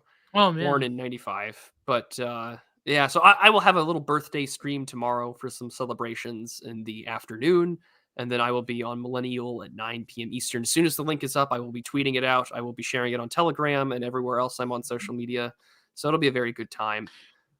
But is tomorrow your variety like multiple guest stream or Christmas? No, so that'll be New Year's Eve. So I'm also hosting a New Year's Eve party stream for friends to come on and celebrate the coming of 2023. So it'll be sort of a call-in show for all of my friends on the internet. It'll be a good time. I'll probably be your bartender for that one. Sounds great. That'll be awesome. Make me co-host, and we'll. Yeah. I think you're listed on my like team section for StreamYard. So if you ever want to hop on, you can. Yeah. But I just wanted to wish everybody. I should like invade Prudent Observations once in a while. Oh God. No, I never do that. But I just wanted to wish our audience a Merry Christmas. Yeah, Merry Christmas. Like we said, both of us we have birthdays tomorrow. And watch Prude on Millennial, and go to my patreon.com/generaproductions to give me a nice, or PayPal, or buy me a coffee to give me a nice birthday present. And also my present to you, as I've said, I yesterday released the full 3 hours interview, the most comprehensive interview there is, with my good friend, the artist and sculptor Fen de Villiers. We talk a lot about different stuff, his influences, a lot of stuff that I feel most people that have interviewed him have missed, because they all want him to give like his latest political takes. So, and he's, so we talk about that as well, like why people like what they want from him and his artwork. So we cover all of that. And of course, Fen will be back on Content Minded, maybe with Gifts and Given as well. I have to talk to him about that. So yeah, and a bunch of great interviews coming up. I don't think I'll have one next week, because I have to do to make up for it. All my patrons will receive next week not only will it be the Mbembe, the start of Necropolitics, which the first portion will probably be free as well. It will be free on my YouTube channel, but also I will have a special variety solo episode of my content minded for my patrons. Because I felt bad like giving, but I wanted to give a nice Christmas gift to people by giving the whole thing away for free. So yeah. Well, and for over here, of course, we'll be live tomorrow, live on Millennial tomorrow. My Christmas address video will be out Christmas morning for you all, although you should be with your respective families and going to church that morning. And there's a new Substack out for everyone on the looking at small businesses, highway blues, and of course, seasonal importances for us to focus on family and our friends, because it's so easy to get lost in the mishmash of both the online but also just seasonal depression. So with that, I'll see you all tomorrow, both on Millennial and here. Go support Geo. His links are down below in the description. My links are, of course, down below in the description. I will see you all tomorrow. If I don't see you then, I hope that you all have a very Merry Christmas and that you guys take care and that you're with your families this weekend, because that's really what matters above all things. We can wait, but be with your families and friends tomorrow. So with that, take care, everybody, and God bless. God bless. Goodbye. Too sweet.